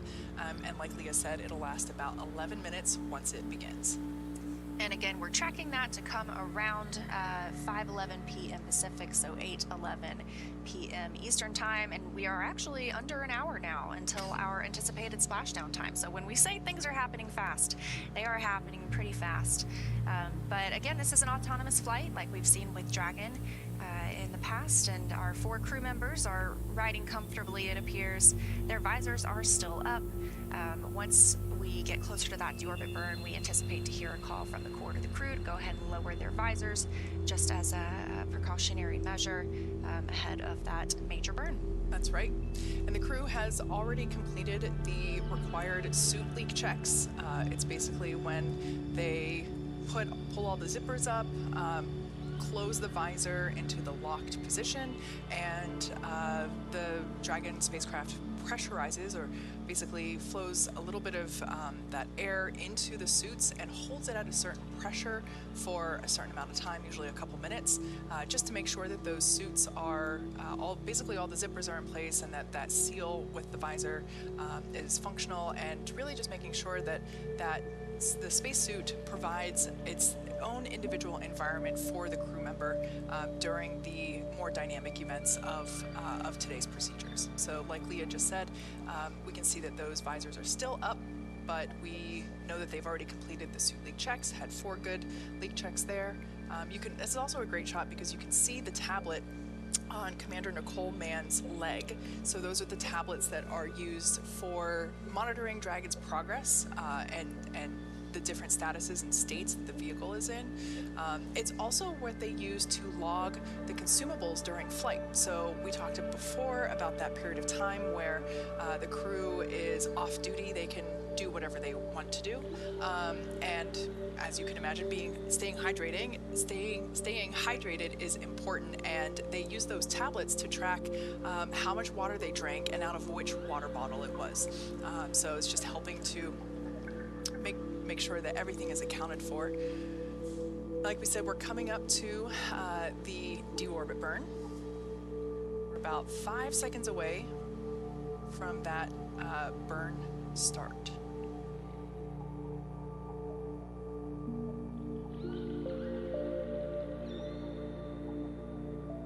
Again, this is going to be an 11-minute burn, approximately. Just over 11 minutes. It's pretty large. We've got to slow the astronauts down from orbital velocity at 17,500 miles per hour and put them on that track to Tampa, Florida, in that splashdown. If you look, you can see the windows near Josh Cassida's feet. Actually, it's in the background, but it's bright. It's clearly they're in an orbital daylight. When you're traveling at orbital velocity, 17,500 miles per hour, you see a sunrise and a sunset every 45 minutes. And if you look on their crew displays, it looks like you can see some of the thrusters are firing. So sounds like the deorbit burn is underway. Again, started right on time at 5:11 p.m. Pacific, targeting about 11 minutes for that burn. We're looking at about 10 minutes and 20 seconds remaining in that deorbit burn. Within just the last 10 minutes, Dragon jettisoned its trunk. It initiated that deorbit burn about 2 minutes ago now.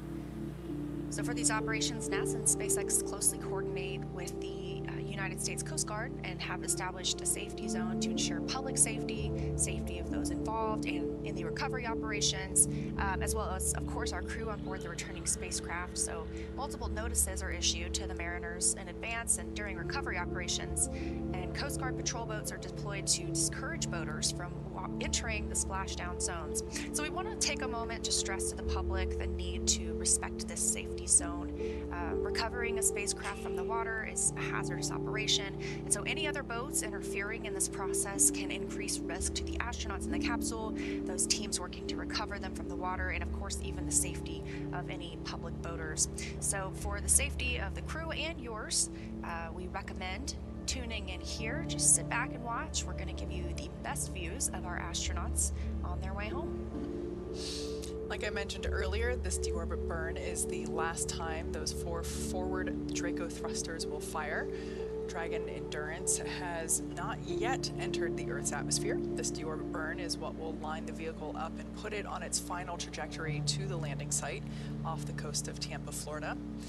As you can see on your screen there right now, Nicole, Josh, Koichi, and Anna are using their screens to keep tabs on that burn duration, the Draco thruster firings, which you can see lighting up on those displays in front of them, the trajectory details like the entry angle, capsule perigee, and how much distance remaining until deorbit burn termination. So in that center screen, you can actually see their trajectory, their planned trajectory there.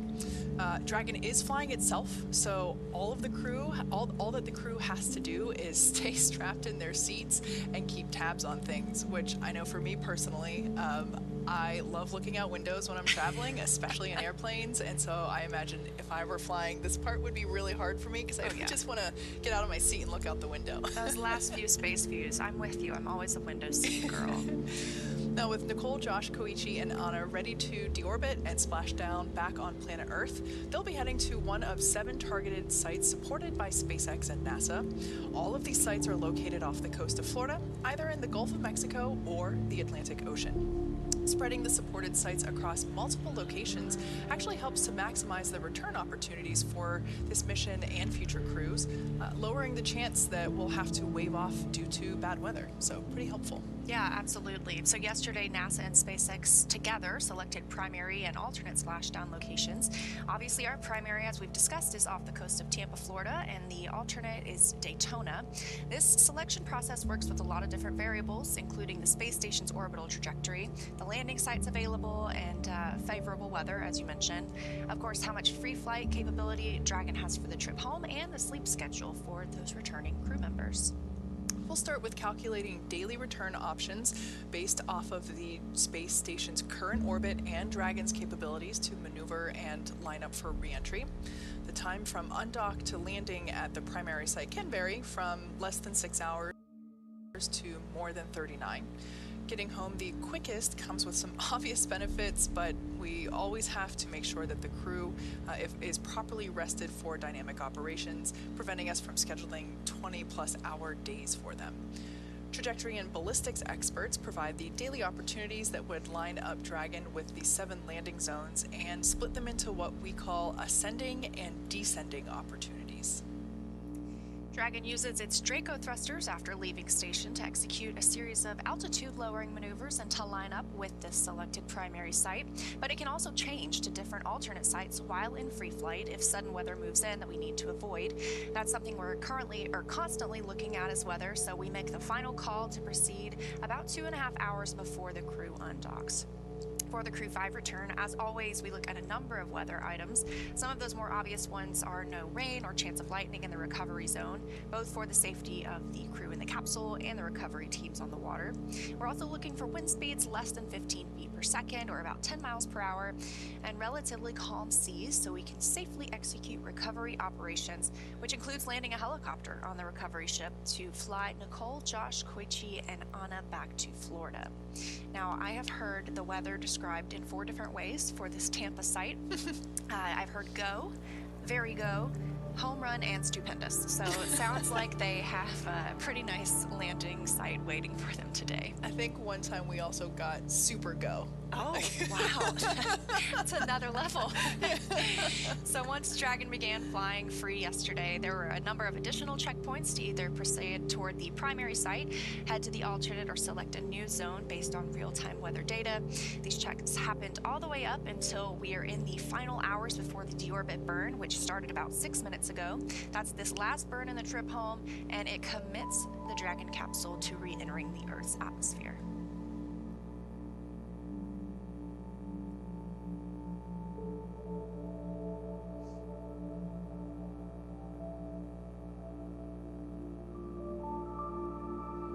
Before we go any further, let's go ahead and take a minute to meet our crew.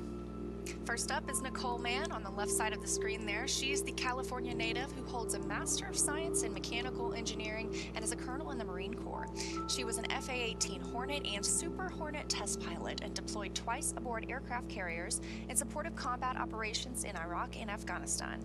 Nicole was selected by NASA in June 2013 and in the years that followed led the astronaut corps in the development of hardware in the Artemis program. She is the Dragon commander for Crew 5, which was her first space flight. She's right there in the foreground of the shot monitoring this deorbit burn, and she is also the first Native American woman to stay on the International Space Station. Sitting next to Nicole is Josh Cassida, who grew up in Bear Lake, Minnesota.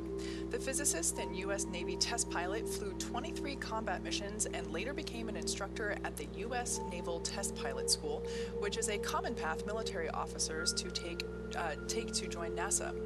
Cassida is one of more than 100 graduates who became astronauts going back to the Mercury program.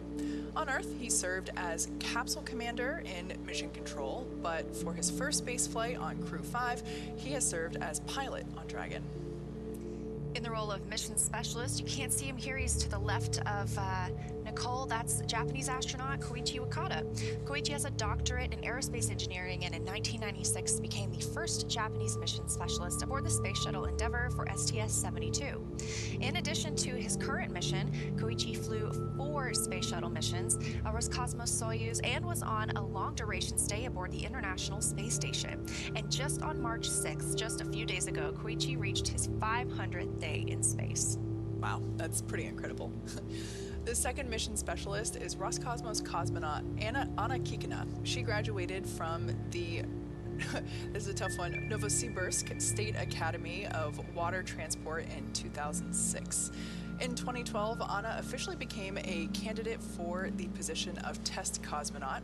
Crew 5 was Anna's first flight into space as part of the resumption of integrated crews on U.S. Crew spacecraft and the Soyuz with the Russian State Space Corporation, Roscosmos. We are still in that deorbit burn. Those crew members now about 42 minutes away from that targeted splashdown time of 9:02 p.m. Eastern Time. It looks like we have about 2 minutes left, maybe a minute and a half in that deorbit burn, but things are going well so far. All of those 4 Draco engines firing for the last time before closing that nose cone and preparing the capsule for re-entry. There on your screens, you can see the crew is continuing to monitor Dragon's progress in this deorbit burn. we have about a minute and a half, 1 minute and 31 seconds to be exact, remaining in this burn. As you can see with those displays, there's a small set of physical buttons that the crew can use for emergency situations. And then the displays are touchscreen, which has more features that they can use in flight, in addition to the tablets that are on their legs. You can see Nicole's there on her left leg. We can also see a good shot of the control panel for the seats themselves. That's where the mic volume and the push to talk button is also located for the crew to use. And I believe that's also where the crew cabin light button is located. So just like an airplane, everybody has their own personal window, or excuse me, personal light that they can reading use light. to read, exactly. There's also USB ports in the Dragon capsule as well. That's convenient. Yeah, not on the chairs. It's kind of like above their head, so they can't really reach them while in flight, but certainly useful during the opportunities where they don't have to be in their seats and can charge up those tablets that they use. Now, continuing to monitor, again, we are in the deorbit burn and should be wrapping up here very shortly. Crew members just monitoring as this is a completely autonomous flight. 10 seconds remaining in this deorbit burn.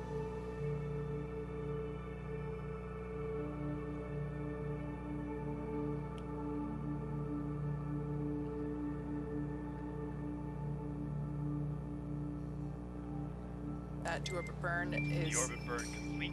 Performance nominal. Nose cone closure initiated.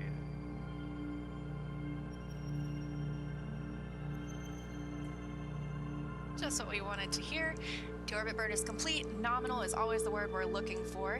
And so with that complete, next up is closure of the nose cone, since we won't be using those Draco thrusters anymore. That's right. That nose cone is what protects those Draco thrusters, as well as that forward hatch, which is the hatch that the crew, of course, used to dock to the space station and get in and out of Dragon while it was docked on station. That side hatch is what they will be using, or the side hatch, which is on the side of Dragon, is what they will be using to get out of the capsule after splashdown, but not that forward hatch, which is what is being covered up now or what will be covered up as we step into nose cone closure. Wow. There we can see a live view of that nose cone closing on Dragon Endurance.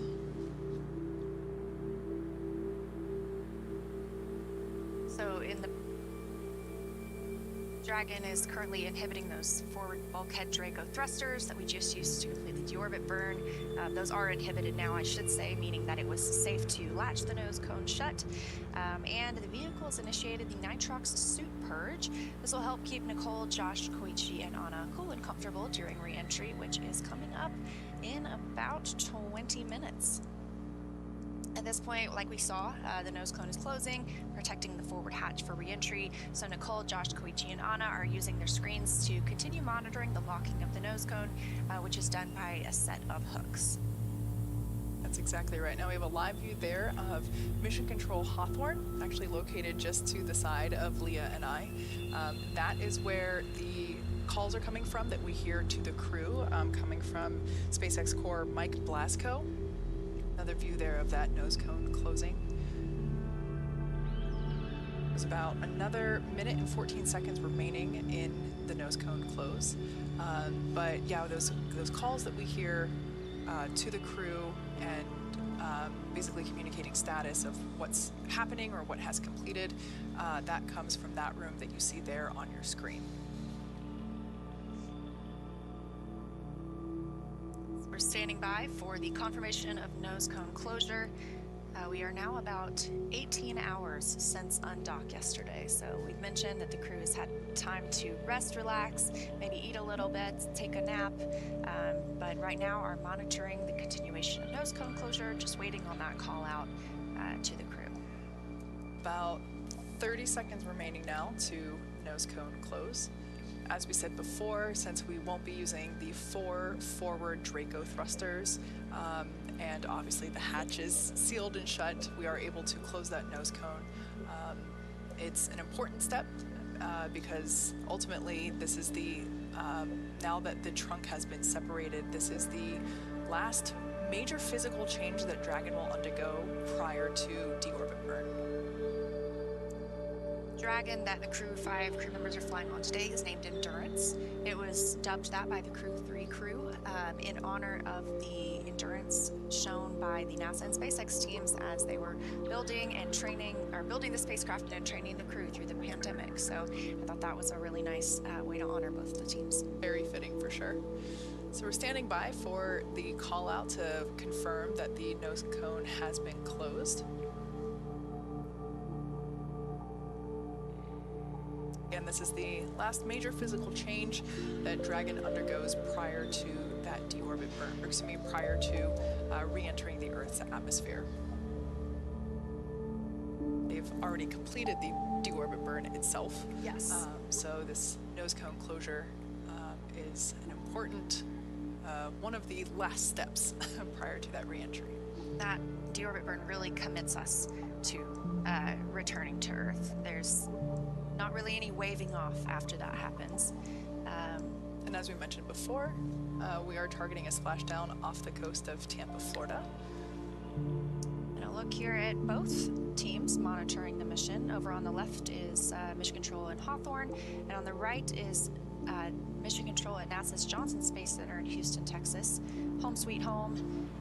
They were in joint operations while Dragon was docked to the International Space Station and until the spacecraft exited the approach ellipsoid. So now the teams are continuing to watch the re-entry of the spacecraft and prepare to welcome the astronauts home, but in a monitoring mode now, since we are obviously quite a ways away from the International Space Station itself.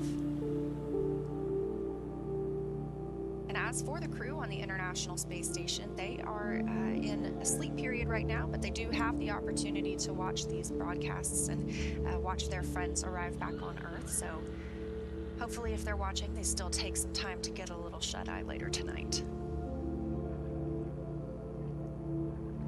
So at this point in time, the nose cone is closed. We're just waiting for that to be called out to the crew. From the SpaceX core, next up will be to initiate that nitrox suit purge. Again, that just helps to keep the crew super comfortable during that re-entry period.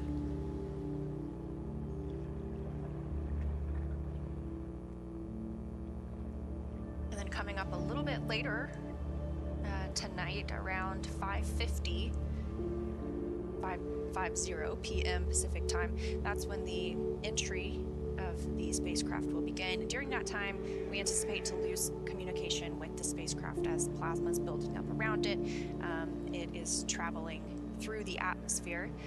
Eventually, we will regain that signal and communication with the crew members, but of course, Dragon knows exactly what it's doing that entire way home.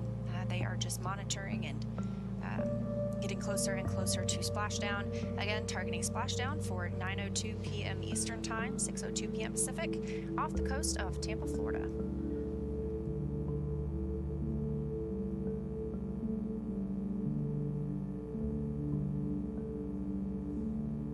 Nose cone closure continues. It looks like the first set of hooks is closed and the second set is closing as we speak.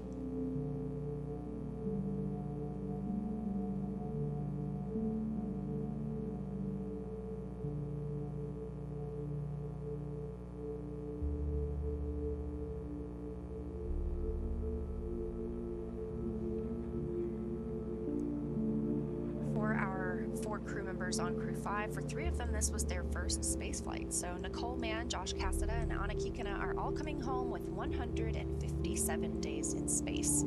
As we mentioned earlier, Koichi Wakata this is his 5th space flight, so he is coming home with a total of 505 days in space.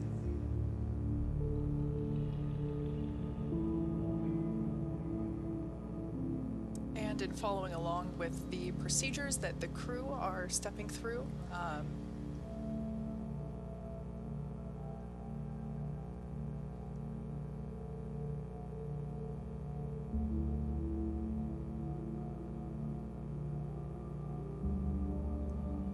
and there is that confirmation of nose cone closure that we were standing by for.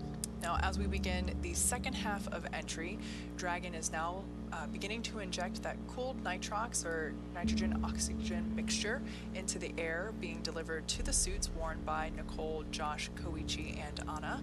Again, that's what will allow the crew to remain super comfortable while the external temperatures reach 3,500 degrees Fahrenheit, so a little warm on the outside. That heat shield is pointing forward, leading the capsule to the landing site. And speaking of the heat shield, Dragon's primary heat shield is comprised of PICA 3.0, which stands for Phenolic Impregnated Carbon Ablator. The first generation PICA was actually first developed by NASA for studying and sampling comets within our solar system. Yeah, so SpaceX partnered with NASA to develop PICA X, which was the second generation product used on all Dragon 1 commercial resupply missions that successfully resupplied the station on over 20 missions. PICA 3.0 was developed specifically for use on Dragon 2 crew and cargo spacecraft with enhanced structural and thermal properties that optimized the heat shield and drove down the cost and mass.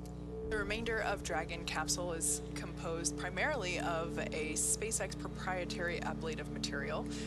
It's another class of thermal protection, which is lighter weight versus PICA and protects the underlying composite structure during that reentry to ensure that the structural capabilities are maintained. So while Dragon will experience temperatures well over 3,000 degrees Fahrenheit during peak re-entry conditions, the characteristics of the thermal protection systems, also referred to as TPS, coupled with the environmental cooling and life support system, which we refer to as ECLIS, that's in the pressurized interior, that will ensure that Nicole, Josh, Koichi, and Anna stay cool and comfortable during all phases of re-entry through splashdown. After Crew Dragon Endurance has re-entered the Earth's atmosphere, a series of parachutes will deploy to slow the crew's descent. The first will be 2 drogue parachutes, followed by the 4 main chutes to guide Dragon to its first contact with Earth since launching in April last year.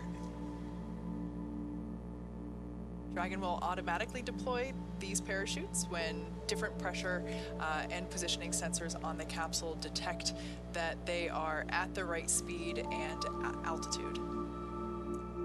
The vehicle velocity at the drogue deploy parachute timing is about 350 miles per hour, so they deployed about 18,000 feet.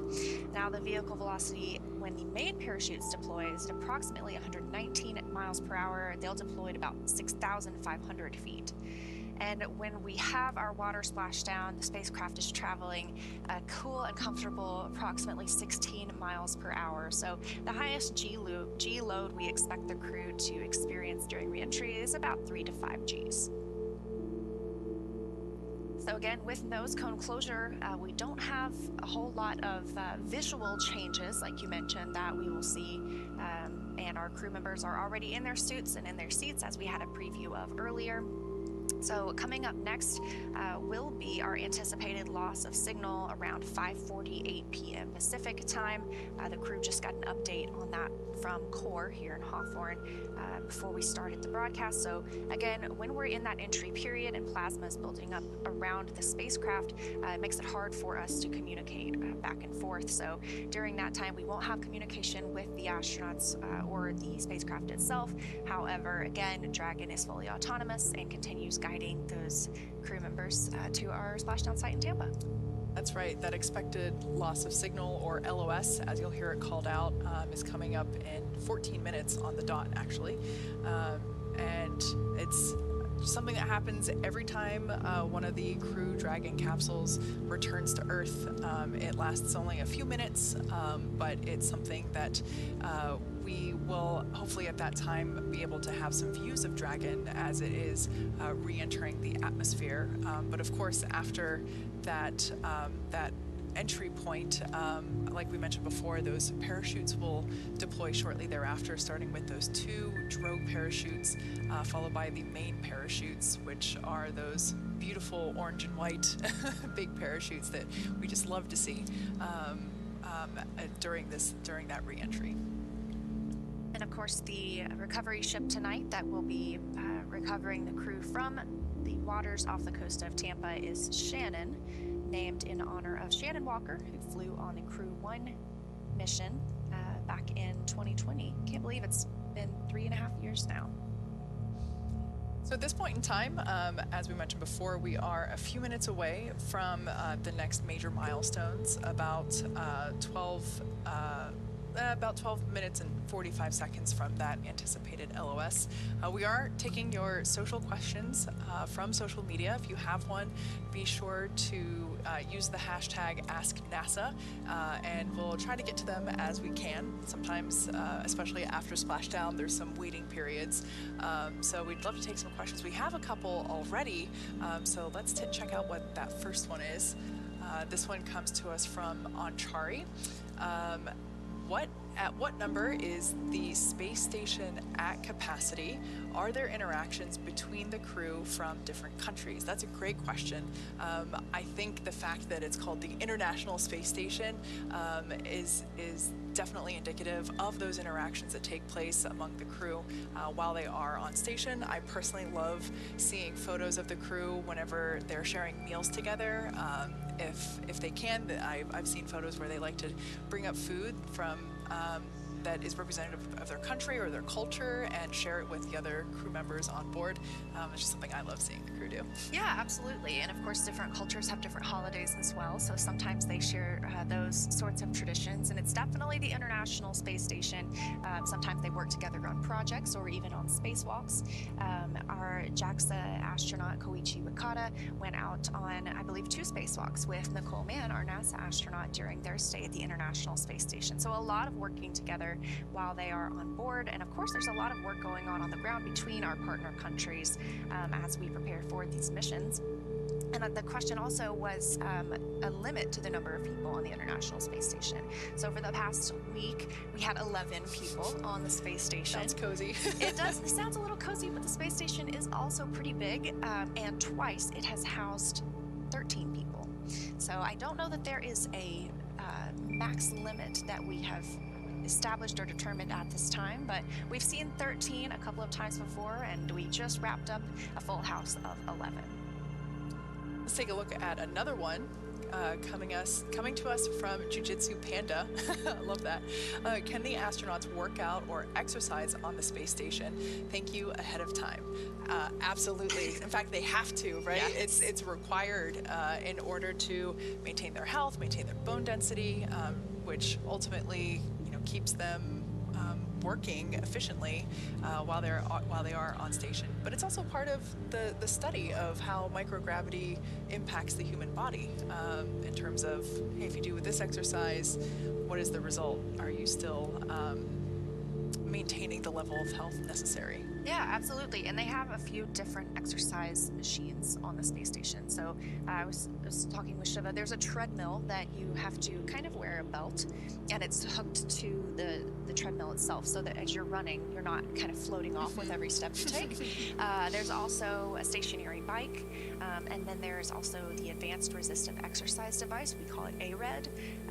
It can be modified so that you can use it to do arm workouts, leg workouts, anything from bicep curls to squats, even ab workouts. So they've done a great job at providing options up there, and the crew members are assigned to each one. So they don't get to choose a favorite and only get on the treadmill every day. They have to make sure that they're also maintaining their muscle mass and their bone density with a little bit of weightlifting as well. One thing that I never took into consideration until I heard it called out during the Crew 6 docking period was basically the Capcom at Mission Control in Houston, I think, was talking to Josh Cassada. I can't quite remember, but it was speaking to one of the astronauts on station and basically told them, hey, you can't do your workout as scheduled because we're about to dock Crew 6, and just the vibrations created from the exercise in the space station, even though it is a really big floating laboratory, it's not floating, orbiting, it was, I never really thought that it had that much of an impact to other things until we heard that call out during that docking, where we were right about to dock, and it was basically like, hey, hold off on your scheduled exercise for right now. Right. We heard that yesterday as well before undock. So just want to mitigate any of those things that might impart loads on the International Space Station when you're in a dynamic event like a docking or an undocking. But of course, they do try and schedule their workouts around those times. Yeah. Let's take a look at another question. We have a couple minutes here, about 7.5 minutes until that loss of signal.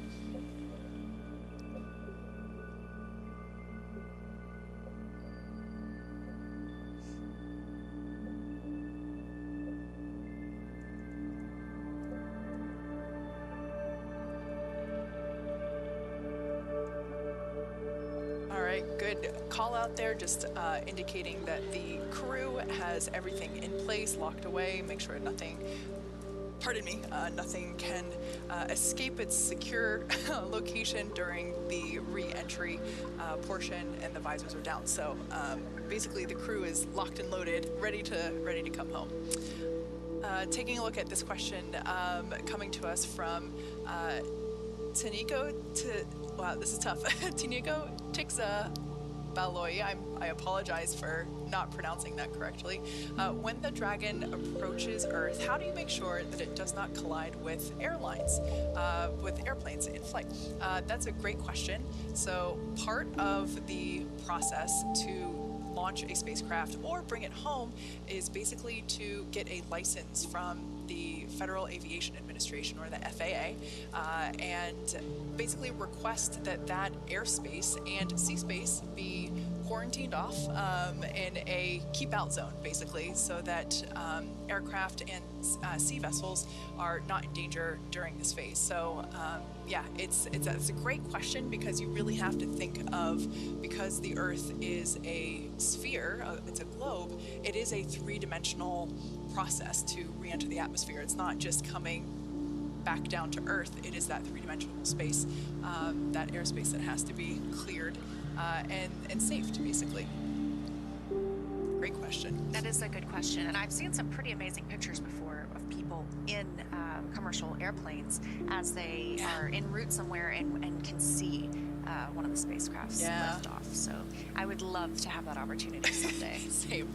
Although with how often we're launching out of Cape Canaveral and Kennedy Space Center, it's certainly more likely now than it ever has been to catch a rocket launch from your window seat while flying into Orlando Airport.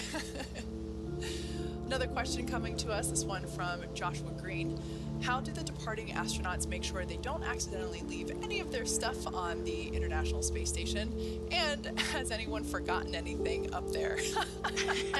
Well, there are checklists to make sure that the astronauts don't leave anything on the space station. And of course, I'm sure something has been left behind at some point, but there's always somebody going up and coming back down, so maybe one of their friends is kind enough to bring it back for them. The crew members themselves have a very limited amount of space of what they can choose to take up. I've heard it referred to as maybe like a shoebox size, so they might take up photos or jewelry or special mementos for their friends or family back home. So those things I'm sure they keep close personal track of, but then additionally there is a lot of cargo or scientific research that is loaded back onto Dragon before it comes home. So there are teams specifically dedicated to tracking the locations of items on the International Space Station and make sure that our crew members load them up before it's time to come home.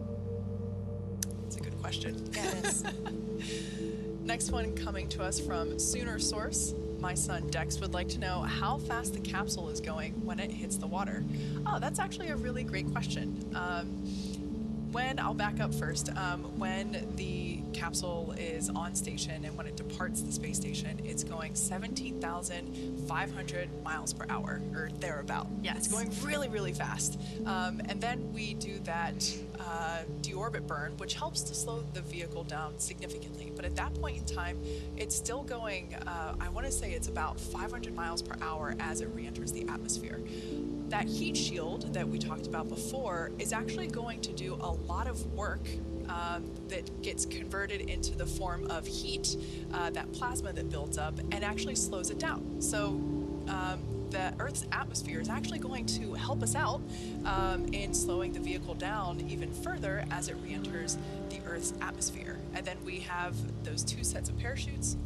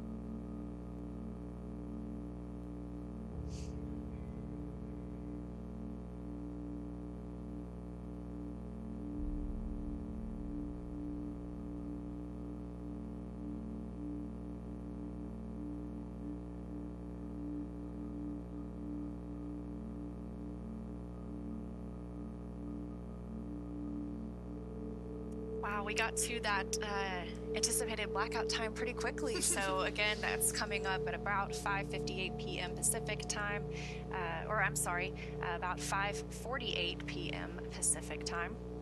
And so about 30 seconds from now, we will be out of communication with the astronauts and the Crew Dragon capsule during that time. The Corps mentioned an AGPS potential alert coming up after they require signal. That is the absolute global positioning system. They had a couple of pop-ups earlier, but as you heard the Corps tell the crew, those are not of any concern for them. Additionally, I got a good report for everything on Crew Dragon, looking good as we head into this entry period. There was one ground item we were monitoring that the Corps discussed with the crew earlier this evening. The WB-57 will not be available due to a technical issue. Of course, this has no impact on the operations. It isn't necessary for return. Everything continues to go very smoothly. The main purpose that we fly the WB-57 is to collect engineering imagery in addition to what we get from the cameras on the boat. So we will have those cameras on the boat, keeping their eyes out to spot our crew members as soon as they re-enter the Earth's atmosphere. That's right. Now, after Crew Dragon Endurance has re-entered the Earth's atmosphere, a series of parachutes will deploy to slow the crew's descent. First will be the 2 drogue parachutes, followed by the 4 main chutes to guide Dragon to its first contact with Earth since it launched. Dragon will automatically deploy those parachutes when different pressure and positioning sensors on the capsule detect that they are at the right speed and altitude. And we were just talking about these speeds. So the velocity at the drogue deploy point, we've slowed down to 350 miles per hour. Those deploy at about 18,000 feet. That is quite different from the 17,500 miles per hour we were just traveling before the deorbit burn. Yeah. And then the velocity at the time of main parachute deploy is about 119 miles per hour. Those will deploy at about 6,500 feet. And then that gentle water splashdown, we will be traveling at about 16 miles per hour. So again, that highest G load we think is around 3 to 5 Gs. So they should be pretty comfortable, just monitoring again as all of those parachute deploys are autonomous. Again, we are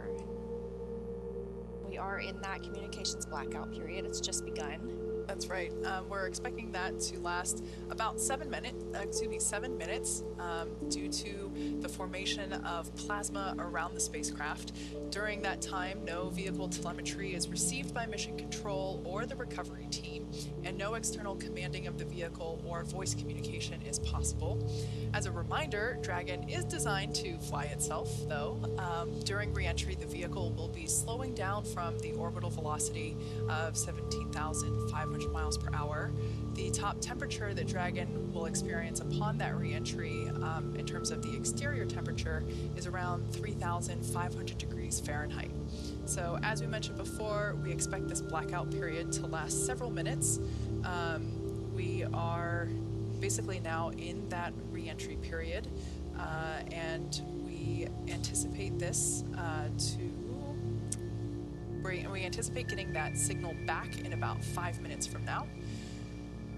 This is moving pretty quickly because we are anticipating those drogue parachutes to deploy at about 5:58 p.m. Pacific time, so really just 7 minutes from now. We're looking at splashdown around 11 minutes from now, so this is a very quick timeline, a lot of things happening in rapid succession as our crew members come home. But again, we've heard good reports so far, and we are awaiting that acquisition of signal in around 4.5 minutes.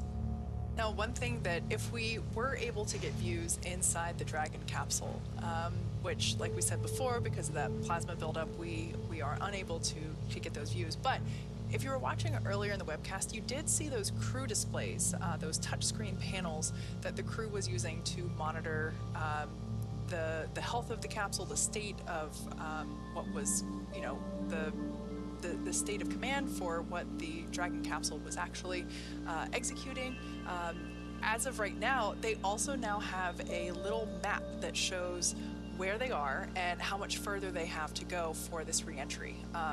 They will be able to follow along with the anticipated deployment of those parachutes. One thing that the crew is trained to do is be aware of the surroundings, and of course when those parachutes deploy, because they are slowing the capsule down, there is a small jolt that occurs during that deployment. And so and also whenever they splash down, you'll also hear brace for splashdown or brace for impact.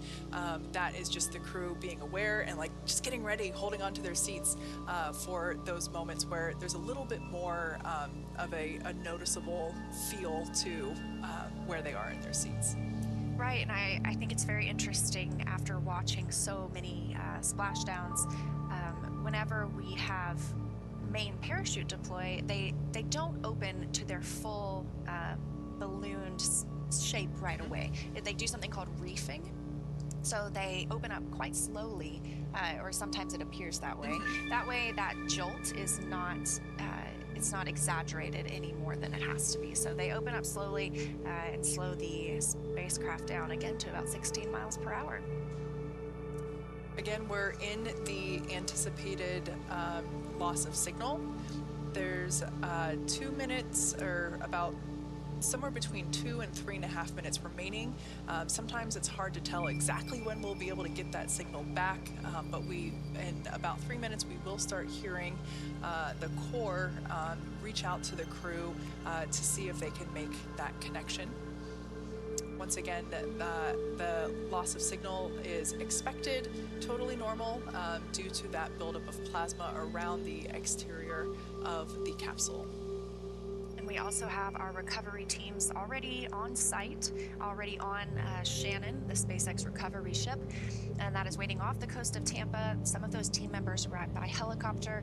We have one of our NASA public affairs officers also on. And there's our first view of the Crew 5 crew in Dragon Endurance re-entering the Earth's atmosphere.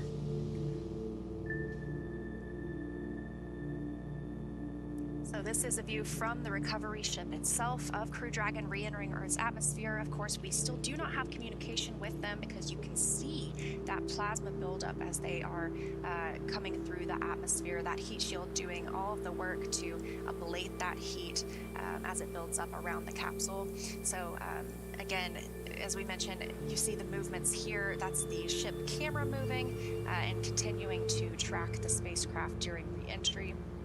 we anticipate reacquisition of signal in just a couple of minutes from now. As Kate mentioned, it can vary on when we get that timing. But great to already have a view of our 3 astronauts and 1 cosmonaut inside as they are headed home. There will also be a couple of sonic booms during that time frame.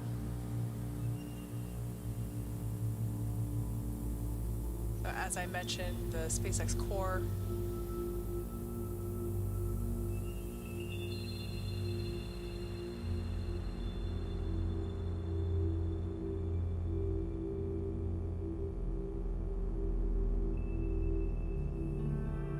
it's incredible to know that the voice we're hearing is coming from that gorgeous ball of light.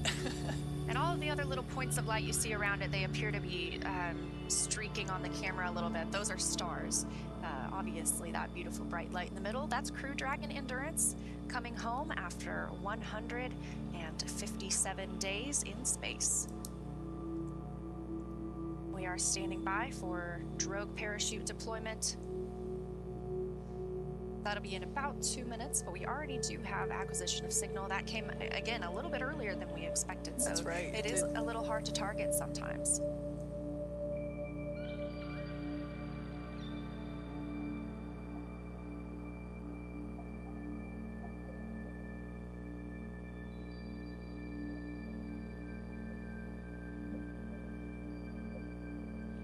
Again, that point of light in the center of your screen, that is Dragon Endurance. Another different view. This one infrared coming from the recovery ship. As we were mentioning, all of those team members that are ready to recover the astronauts are on the ship. They're in position. It'll take just a little bit for them to move in toward the capsule once it lands, but they all have a very important and distinct role to play, either retrieving the capsule or helping the astronauts egress, and they are all standing by. At this point in time, Dragon Endurance is about to deploy the drogue parachutes. Those automatically deploy around the 18,000 foot mark, and the capsule's going about 350 miles per hour.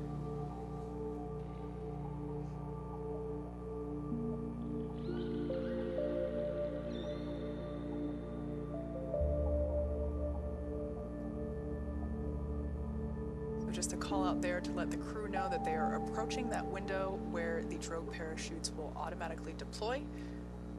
And just prior to the deployment, Dragon automatically safes the propulsion system and then deploys the parachutes to stabilize and help decelerate the spacecraft. So like we said, we're getting ready for those drogue parachutes to deploy on Dragon. That occurs automatically when it's about 18,000 feet above the ocean surface, and the capsule's going roughly 350 miles per hour. In that view before, there was a difference in, here we can see, it's no longer quite streaking like it was just moments ago, or minutes ago I should say. Like I said before, it looks like those drogue deploys are now, yep. We got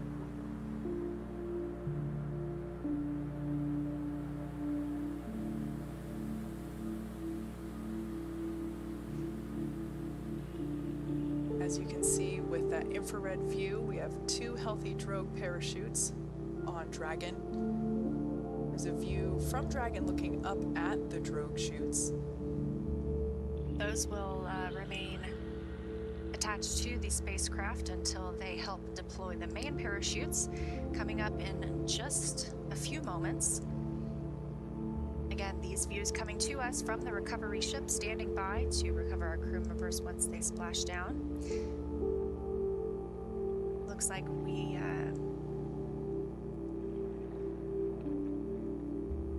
it looks like we have main parachute deployment there.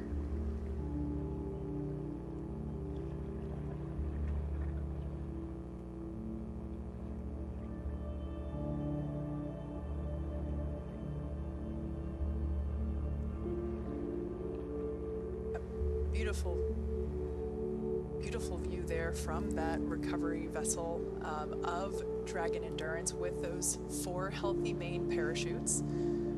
At this point in time, the capsule's going about 119, or was going about 119 miles per hour when those were deployed, and they also deployed about 6,500 feet.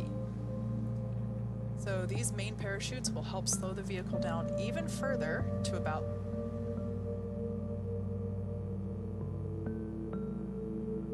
so that we'll hear from the crew about how far they are above the surface of the water. So there we just heard that call out for 800 meters. The capsule is slowing down further and further. By the time that it actually splashes down, it'll only be going about 16 miles per hour.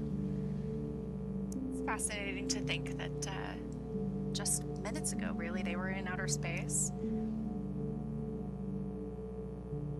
and are now just 600 meters above Earth. Again, we are targeting a 9:02 p.m. Eastern Time, splashdown 6:02 p.m. Pacific. So that is the next major milestone for us today, now that we have 4 healthy main parachutes all deployed. Things continue to look good aboard Dragon. That's right, we're about a little less than a minute and a half away from the crew splashing down.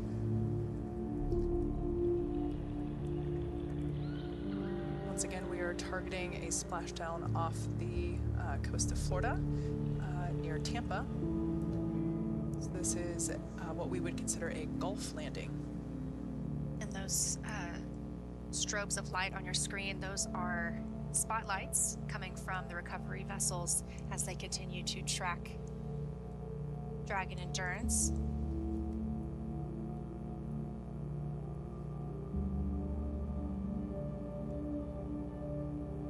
Commander Nicole Mann giving out that call as we are standing by for splashdown off the coast of Tampa, Florida.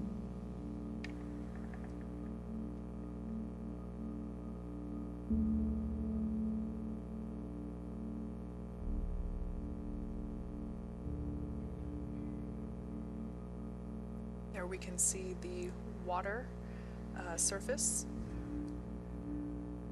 Dragon Endurance coming closer and closer.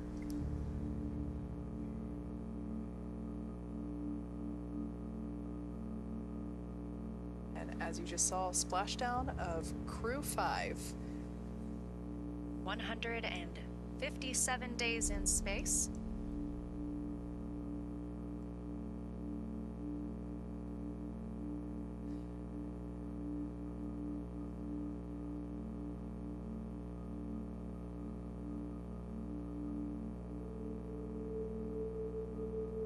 As you can see on your screen, visual confirmation for splashdown.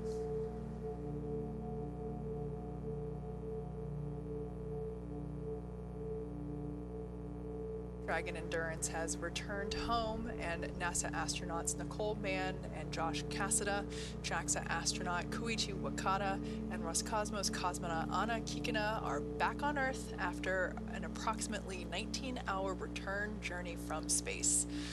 The SpaceX recovery ship and team has been waiting for Dragon's splashdown, and now, as you can see, they're making their way to that splashdown location.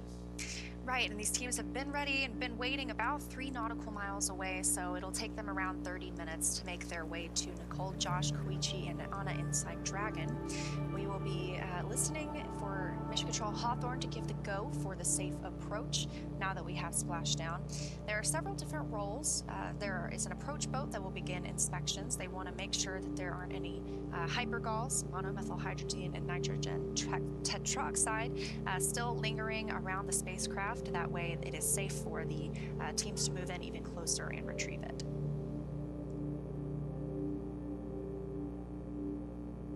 Yeah, the crew will basically approach the capsule, and they use what's basically a sniffing device, a device that can detect those levels of MMH and NTO. And they are toxic to breathe, and so this is a super important step to complete.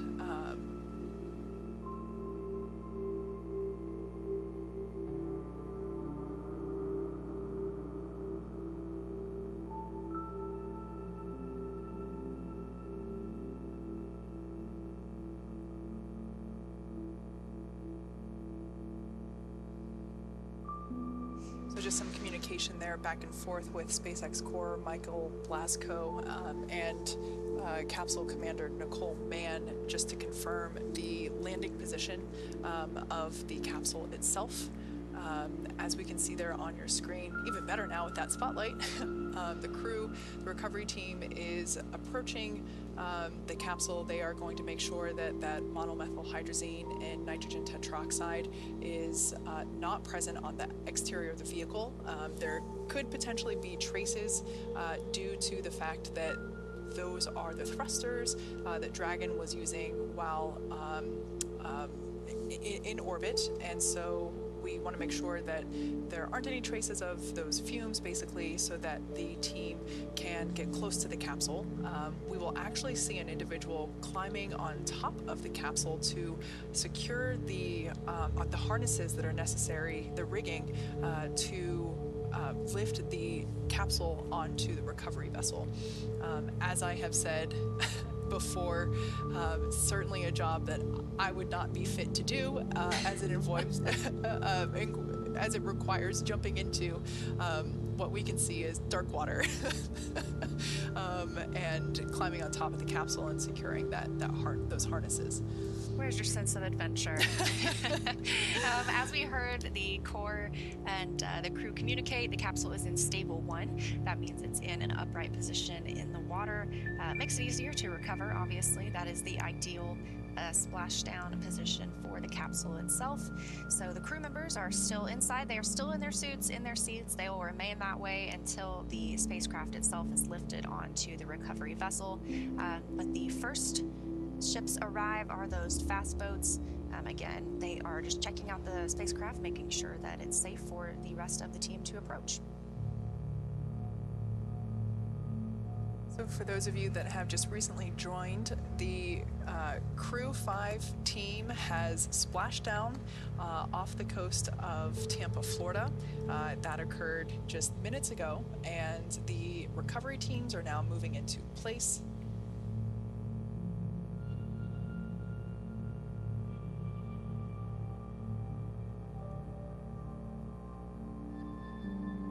And we're anticipating that those first approach boats will arrive at the capsule just a few minutes from now.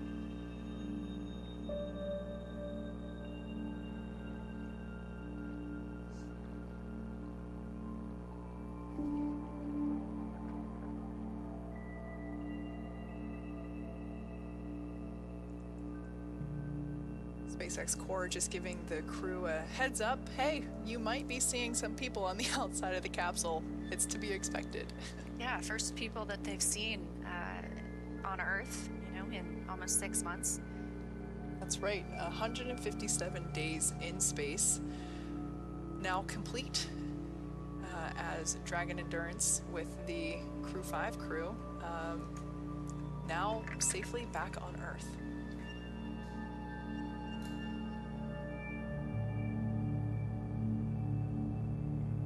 Again, this was the first flight, so the first re-entry experience as well for 3 of these crew members, Nicole Mann, Josh Cassada, and Anna Kikina. I'm sure that Koichi Wakata, who now has 505 days in space across 5 space flights, told them a lot of what to expect, but it was a new spacecraft for him too, so a lot of new and exciting experiences on today's ride home. As we said before, the crew generally experiences between 3 to 5 Gs during the re-entry portion of the of their journey home, so not too bad. Just like a really good roller coaster. Again, these views coming to us from recovery vessels off the coast of Tampa, Florida. Had an on-time splashdown at 9:02 p.m. Eastern Time. And from what we can see, I would say those weather reports were pretty accurate. We had clear skies, able to see the spacecraft coming down under those 4 main parachutes and even the drogue chutes as well. And the seas look pretty calm also. That's right, so as Leah just said, that splashdown occurred 7 minutes ago. In a few minutes, So there's still more things that has to occur. We can't just pick up the capsule and put them on a boat and bring them out. Very similar to their activities in space, their activities here for recovery back on Earth are also very highly coordinated and choreographed, really. So we can see that the approach boat has reached the capsule. We should see. Hopefully, it might be tough because of the distance, but we will hopefully be able to see one of the SpaceX recovery team members will actually hop in the water and then pull themselves up onto the capsule to basically secure the harnesses that are required to lift the capsule onto the recovery vessel. As of right now, if we were able to see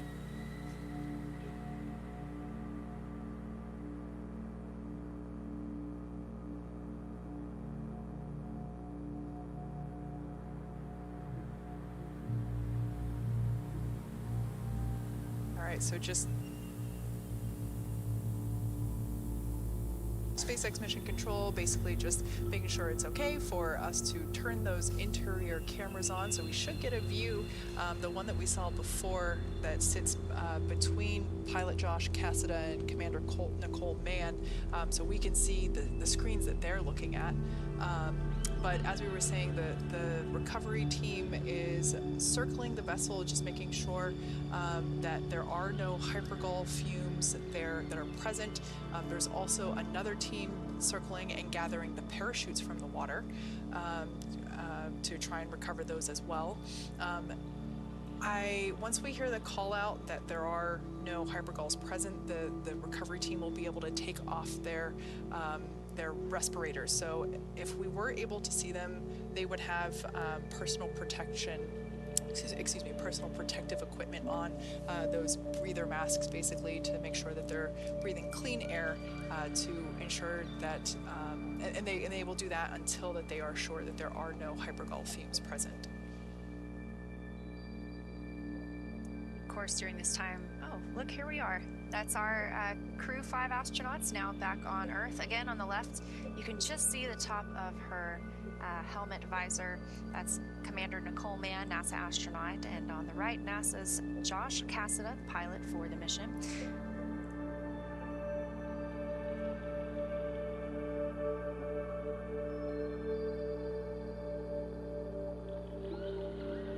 So that's the inside of that capsule we were seeing sitting in the water just off the coast of Tampa. Also on board, we have, oh, and a thumbs up there from Nicole Mann and Josh Cassada. I imagine probably the same from Koichi Wakata and Anna Kikina, to their right and left as the mission specialists. And a good look again at those crew displays. Dragon, again, a totally autonomous flight home. They are just able to monitor the next steps and await for the spacecraft to be picked up by the recovery vessel. So once those ordnance and hypergol checks are complete, it'll take about 18, a little less than 20 minutes for the rigging to be complete. And around the same time, we expect the recovery ship to arrive. And shortly thereafter, they will begin to lift Dragon onto the nest on the recovery ship. They'll pull it toward a platform.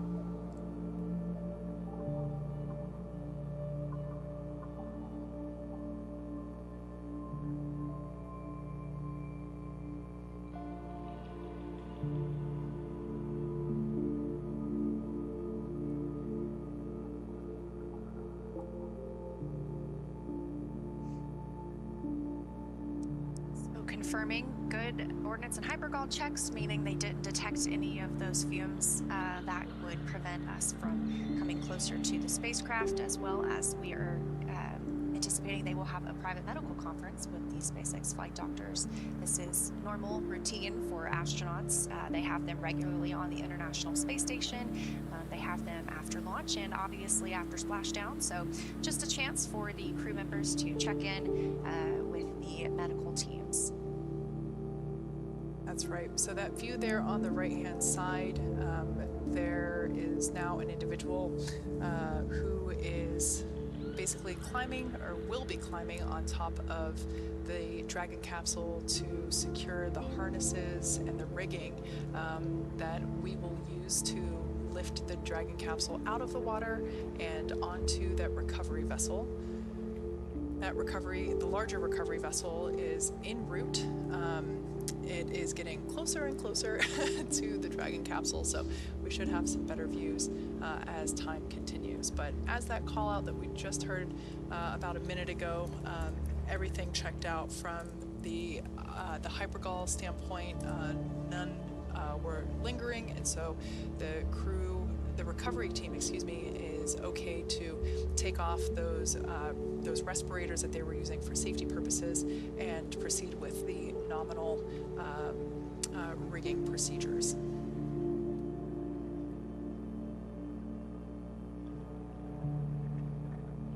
Once these crew members arrive on the recovery vessel, Shannon, they will again be placed in the nest. The Endurance spacecraft itself will be placed in the nest and moved to a platform where the astronauts will egress, that side hatch being opened for the first time in 157 days since launch last October.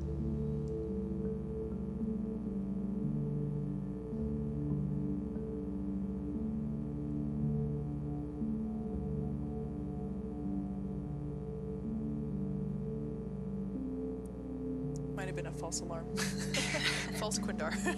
So the astronauts will egress, and as with every space flight that we see, whether they are flying, from here in America on Dragon, or if they are in a Soyuz spacecraft, all astronauts and cosmonauts receive medical checkouts after they land. Again, this is our totally normal procedure. Just an opportunity for them to get checked out. It is quite an environment change coming back from 157 days in microgravity back to 1G here on Earth. That's absolutely right. But one thing that is for sure of the recovery, of the splashdown and recovery views that we've had whenever we see the crew coming out of the capsule, I've yet to see somebody come out that didn't have a smile on their face. Oh, how can you not? They just said it was one great ride. So yeah. I'm sure they're all excited, number one, for the experience and the accomplishments that they have, but also now they're back home, they get to spend time with friends and family. They will be helped onto a stretcher, as we've seen before, just to help them get their land legs back. Yeah, absolutely. It will take about 25 minutes. So we heard, about 2 minutes ago, we heard that it will take about 25 minutes for the entire rigging process to complete and to lift the capsule onto the recovery vessel. We can see there on the right-hand side of the screen that rigging is in process. The left-hand side of your screen, of course, is a view inside Dragon capsule, where the crew is using those touchscreen displays to monitor progress of everything. I imagine they can also hear what's going on outside as well, in terms of the individual that is crawling around on top of the capsule to secure those harnesses. It's been 15 minutes now since we had splashdown, 9:02 p.m. Eastern time, again off the coast of Tampa. Everything was looking really nice tonight for that on-time splashdown, right on the minute. That's right. We even had acquisition of signal about a minute earlier than originally anticipated, but as we said before, it's not an exact time that we know it comes back, so we were certainly happy to hear Commander Nicole Mann's voice come through pretty loud and clear. And of course, these checks and the rigging and lifting Dragon itself take time, and the teams are very deliberate and take the time that they need to make sure that everything is done properly and safely. But I do think it's very impressive and funny to me that within 2 hours you can go from being in space to already back on land on the recovery ship. It's faster than my flight from California to Houston, so I always think that's very fun. Speaking of timelines, it's also been pretty incredible to see the continuous improvement of the recovery process itself. So thinking back to the Demo 1, Demo 2 missions, where really that process of lifting the capsule out of the water. I forget how long it took the first time we officially did it. I think it was about an hour and a half, and it's really well streamlined at this point in time. You know, this is the fifth operational mission to the International Space Station. Of course, we launched Crew 6, but they're still up there. So this is the fifth one to splash down, and then plus Demo 2 with NASA astronauts Bob and Doug, you know, our favorite space dads. And it's just been really cool to see how, as the SpaceX recovery teams have basically iterated the process a number of times, not only with the actual landings, but with practiced ones as well, with a Dragon capsule mock-up. So it's pretty cool to see how streamlined the operations have been. And there we can actually see our first good view of that SpaceX recovery team member that is climbing on board the Dragon capsule. This is exactly what they have to do in order to place the harnesses and the rigging and secure them. That equipment, of course, is critical to the lifting operation, where we lift the Dragon capsule out of the water and place it onto the recovery vessel. So we'll be able to see this individual move around almost in a spider monkey-like fashion with just such skill, which is incredible when you think about the fact that you know, they had to get in the water first and swim up to the capsule, and so their wetsuit is wet. The parts of the capsule itself are also wet, so it's not an easy job, and they undergo significant amounts of training in order to perform this job not only correctly but safely as well. And this was a similar role also existed during Apollo. Those were also obviously splashdown missions. Those were called frogmen, and so they would make sure that the capsule was secured before it was brought into the recovery vessel. But speaking of recovery vessel, as we mentioned, we have several team members that are monitoring and assisting with different roles, whether that is to help with medical checks or to bring the crew Dragon back into the ship itself. We also have my colleague, NASA Public Affairs Officer Chelsea Bayarte, who is on the ship, and she is standing by on the phone to give us an update. So Chelsea, tell us what it's like, what the teams are doing right now, and if you were able to see Crew Dragon as it returned to Earth. Hey Leah, how do you hear me? Loud and clear, you sound great. Oh my gosh, well hello, ahoy from the ISS Shannon recovery ship. Welcome. I'm so glad that you were able to join us. So tell us what the team members are doing right now to prepare to bring Crew Dragon aboard. Absolutely. So let me walk us back a couple of just minutes ago as the Crew Dragon came down. We went to the tip top of this boat on the helicopter pad to get a view. The boat lights turned completely off. You could see every star in the sky. That's how dark it was. And all of a sudden, you see the brightest shooting star you ever saw in your life pointing down at Earth. And I was amazed how quickly, after those parachutes deployed, the shooting star went away and it just became another dot in the sky among a sea of stars. But this boat had, and several other boats in the area, turned on their spotlights. They had a drone pointed at it. So you always knew where the Dragon was, even though to me it just looked like another dot. So they were very quick to locate the spacecraft in the sky as it came down. I had my eyes on Dragon just a minute ago. The boat, the SS Shannon right now is turning to get into a configuration now that we know that we're safe from hypergulls to go closer to the Dragon. Here it is. See it with your own eyes. Yes, that's amazing. Just in space moments ago, and now we are getting views from the recovery ship as well. We can see it backing up towards the spacecraft. We also had great views coming from the ships during that descent. So can you tell us what's next for the teams and what's next for you and the other visitors on Shannon?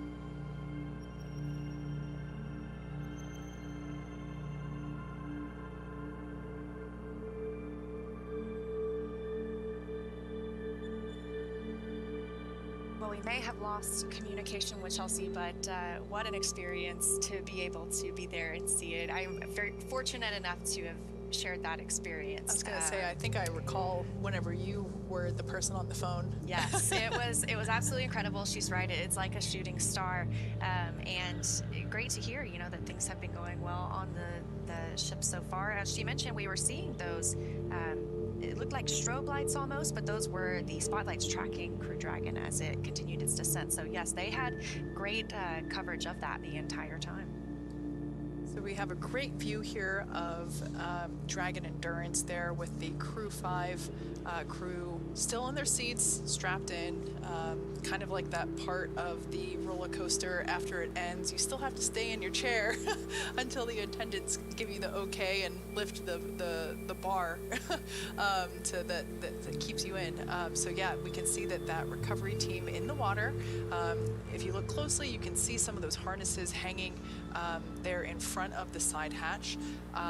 We can see the recovery team members on Shannon there near the nest, that they're also preparing that landing area. So the part of the ship that arches above where those crew members are standing, that will actually actuate outward, and that will be the part that lifts the Dragon capsule out of the water, and it will basically bring it right over where that nest is, and the Dragon capsule will be set down on that nest, and then that nest will then be pulled forward. So kind of like if you think of yourself, like that nest will be pulled in the direction of you as the viewer, toward the forward end of the boat, and that is of course where the side hatch will be opened and the crew will egress there using that side hatch. Now when that side hatch is opened, this will be the first time that the crew inside the Dragon capsule has basically breathed earthly air in 157 days. It's the first time that side hatch will have been opened. Of course, the last time it was open was launch day, and that side hatch was closed in preparation for launch, and then while they are on station, they use the forward hatch, or the hatch that is underneath the nose cone there, which is the pointy end of the Dragon capsule. So I always love seeing that hatch reopened, because it's a very nice bookend in terms of when that hatch was last closed, that was the day that they went to space, and today's the day that they came home. Absolutely, and that journey beginning back in October and ending just 25 minutes ago, an on-time splashdown at 9:02 p.m. Eastern, and everything is really moving along with the timeline. Ideally, the recovery ship arrives about 30 minutes after splashdown, and here we are, almost ready to complete that rigging process. You can see that team member still on the capsule itself. They will, again, as you mentioned, lift that, place it in the nest, and the platform that the astronauts egress on is built up a little bit because the side hatch is about halfway up the capsule itself. So they will egress to that, be taken out for some routine medical checks, and eventually they will board a helicopter tonight just within a couple of hours of splashing down. That will take them back to Florida before they fly back to Houston, and Anna Kikina will also fly back to Russia. Yeah. So we're getting to the point in time where, there we can see that lifting arm being moved into the recovery position. Everything's going to move pretty quick at this point in time. The capsule will be in that nest much faster than you think it will be. We can see that recovery team member that was in charge of securing all of the harnesses and the rigging still on the capsule.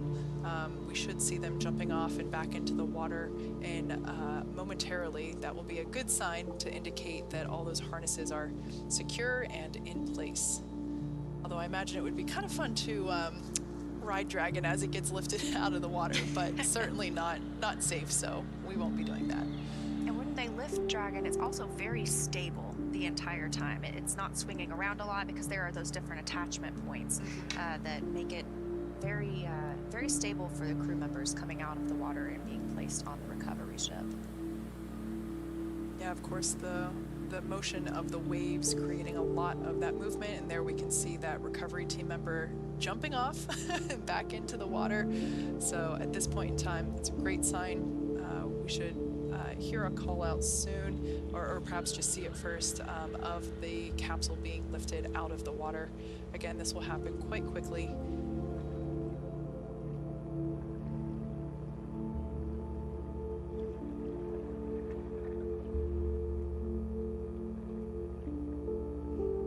As the capsule is being lifted, there's our first view of that heat shield. Once again, that was the primary decelerator for the Dragon capsule. That's really what helps slow the vehicle down to about 350 miles per hour from 17,500, of course, during that re-entry burn that we saw.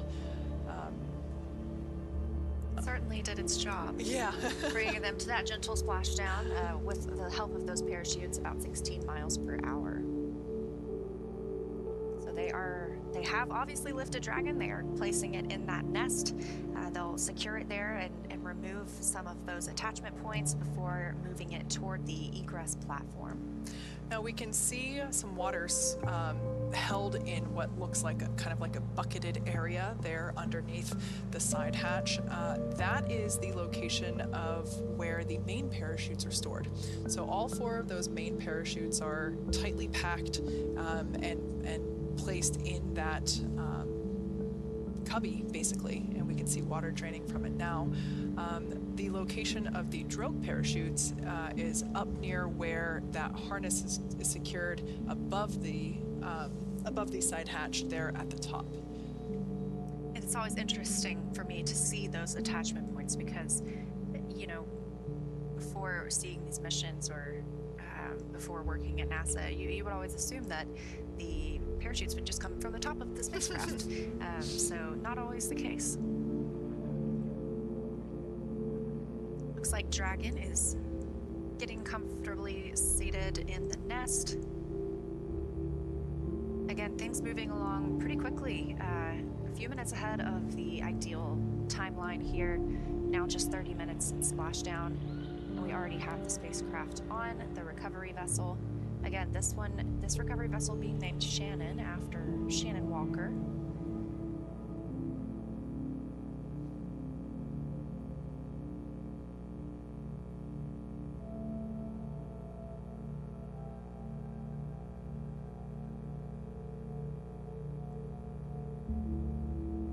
So at this point in time, the Crew 5 crew members are feeling a different sensation now. So when they splash down, of course, they're greeted with gravity once again, but there was an additional sensation of being in the water, and now that they are on the recovery vessel, it is clearly more secure than that. Or not more secure, a lot less motion than being in the water. Of course, they're still on a boat, so there's a little bit. Yeah, and after these connection lines are removed, we'll be looking forward to hatch opening. Of course, we have to move the Dragon to that egress platform first, but Dragon will stay in this hatch, or in this nest, I should say, until it returns to port. So while the astronauts will be flown back to Earth, or they're on Earth, but once they're flown back to solid ground tonight, it does take a little bit of a journey for the spacecraft itself to make it back to port, and it's going to remain in that nest the entire time. So following along with the recovery procedures, we're looking at roughly 5 to 6 minutes until we get that side hatch open. Once again, assuming that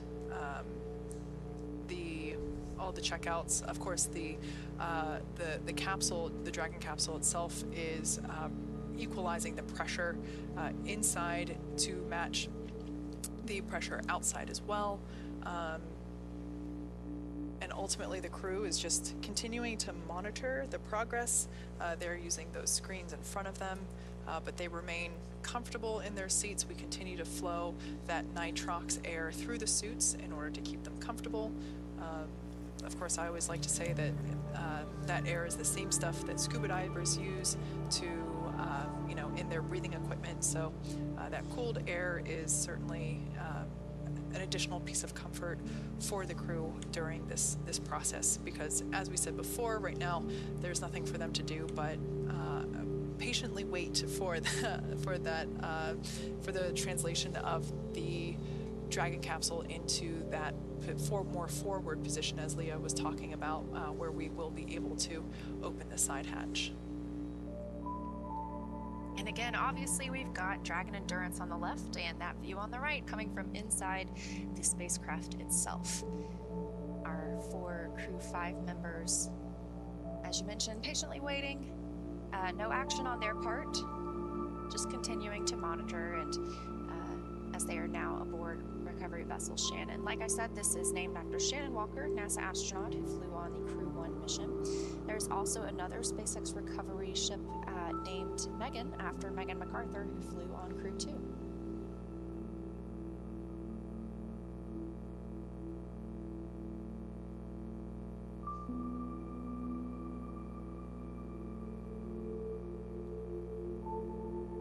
So once again, we're standing by for the capsule for that forward translation to the egress platform, which is where we will be able to open Dragon's side hatch and ultimately allow the crew to egress. And as we've mentioned tonight, the crew will board a helicopter that lands on that helipad where Chelsea was talking about watching the splashdown from. They will be transported back to shore tonight. Additionally, along with them, there will be a couple of more helicopters that take off and take some of the additional visiting personnel, including Chelsea, who gave us the report from the boat. And not only people, but they're also taking some time-critical science, some samples from the astronauts themselves. They'll return those extremely quickly to the scientists on Earth. And there we can see that Dragon Endurance is now making its way to the egress platform with that forward translation of the capsule. Slow and steady, but this is the last major move for Dragon. After this, we will wait patiently for hatch opening.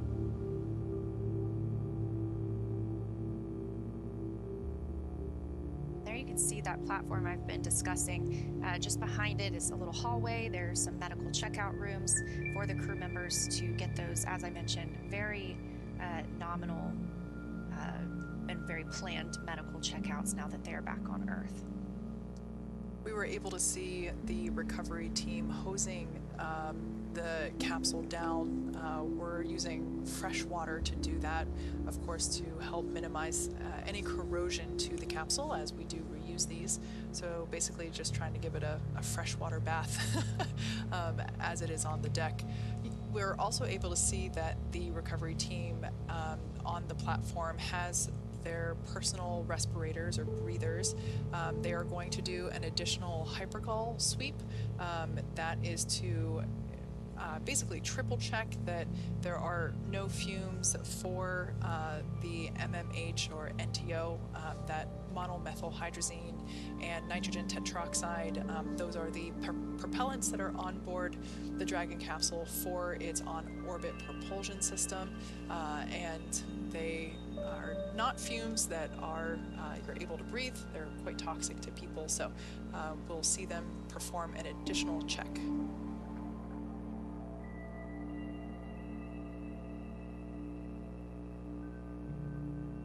So once we do open the hatch, the first smiling face that Nicole, Josh, Koichi, and Anna will see will be a SpaceX medical doctor, just to check on them, see if they are ready for egress.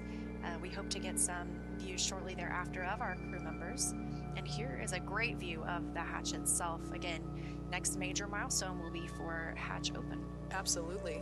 So as we mentioned before, while Dragon's top hatch is what is used to connect to the space station, or the forward hatch, the astronauts are going to egress from that hatch right there. That's the side hatch. And before opening the hatch, the spacecraft's cabin pressure is equalized with the outside environment. Then once that side hatch is opened, that will be That will be the crew's first breath of fresh earthly air since boarding Dragon at the start of their mission back in October. Now right here you can see SpaceX crew members. We also have some NASA crew members on the spacecraft itself, or on the recovery ship itself. They are on the spacecraft too. But letting these SpaceX teams take care of preparing Dragon for hatch open. And once that happens, it's important to note again, Nicole, Josh, Koichi, and Anna will be getting that assistance from the recovery teams when they're exiting the capsule. It is the same process for any returning long-duration crew members, because returning to a gravity environment can challenge our vestibular system. That's responsible for maintaining our balance and motion. And of course, safety is always the number one priority with this operation. So you'll see Nicole, Josh, Koichi, and Anna helped out of the capsule, assisted a few feet to the medical quarters aboard the boat. And if you've ever watched crews return on a Soyuz, or even previously with Dragon, this is the same process as when they are carried from the capsule to waiting chairs. And then in the case of a Soyuz, there's a waiting medical tent. And then, as I mentioned earlier, this is also the time period where that time-critical cargo can be recovered from the spacecraft, with the remainder waiting until the ship is back in port. But some of those cold stowage items, they're able to get that back to the investigators and the researchers as soon as tonight, so they're able to analyze that. And then once the ship and the capsule return, the recovery team will perform some additional inspections before loading Dragon onto a flatbed truck at the SpaceX facility in Cape Canaveral for post-processing and, of course, potential future reflight. So we're about 5 or 6 minutes away from crew egress. We can see that the personal protective equipment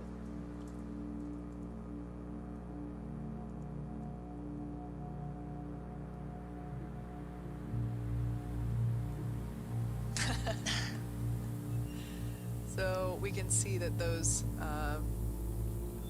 and there it is, side hatch open on Dragon Endurance. First time since it was closed last October, sending these 4 crew members on their journey to the International Space Station. And in that view on the right, you can see that SpaceX medical doctor getting that first check, making sure everyone is feeling all right back here on planet Earth before we begin helping those crew members out of the capsule. On the left-hand side of the screen, we can see the recovery team members placing a protective frame around the interior of the hatch. As I mentioned before, of course, we reuse our Dragon capsules, and so really to preserve the integrity of that hatch, which of course is important, we put some protective framing around there to help make sure that there is no damage incurred to the side hatch as the crew members are exiting or egressing from the capsule. Still able to get some notes from Chelsea. She said there's a big round of applause on the recovery vessel now that the hatch is open. A really great moment. Really signifies the end of a successful mission. So as we mentioned before, that the individual that you see there on the right-hand side of your screen between pilot Josh Cassada and Commander Nicole Mann, that is the SpaceX medical doctor, always the first person to pop in. Basically just looking for 4 thumbs up from the crew members to indicate that they're feeling all right and ready to egress the capsule. We'll also get a chance for one of the photographers. We do have photographers on the recovery ship as well that are able to document the splashdown itself. So, as I mentioned, going to get that shot. Hopefully 4 smiling faces. I'm sure they're using a wide-angle lens to capture everyone's smiling faces. And the other thing you can note there on the exterior of the Dragon capsule is the evidence of re-entry. You can see there with some slight scorch marks on the thermal protective system there. It was a very pristine white on launch day, and within the last hour, of course, it re-entered the atmosphere and splashed down and we can see that evidence there on the exterior of the capsule. Yeah, the heat shield obviously did a great job bringing back our crew members safely. And this is the second flight for this capsule, so there is the opportunity for it to be taken back and refurbished or polished up, prepared for another future flight. So for those of you just recently joined, the crew is the Crew 5 astronauts and cosmonaut are now on board the recovery vessel, and we are awaiting their egress from Dragon Endurance. They will come out one at a time, assisted by the recovery team members.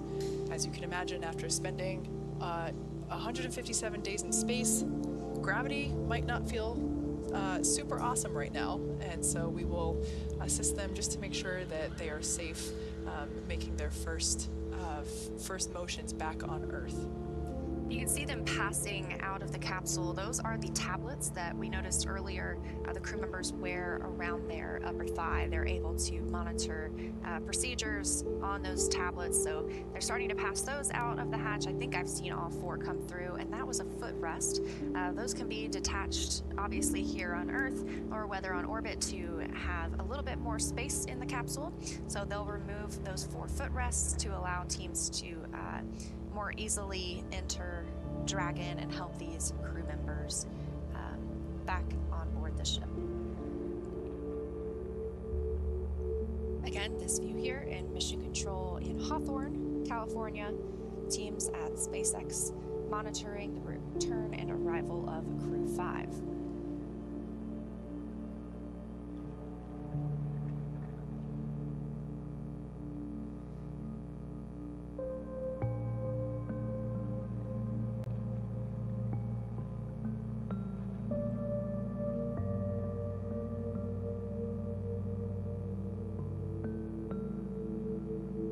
Coming up on about 45 minutes since splashdown tonight. The side hatch is open. Crew members are being prepared for egress. Everything has moved really smoothly tonight so far.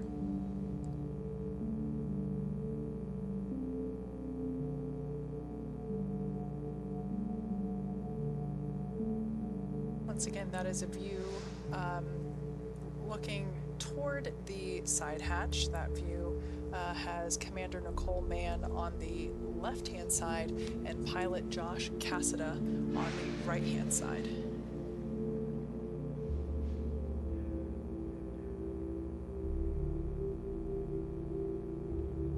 So they're most likely debriefing the crew members on what to expect the next steps for their next steps.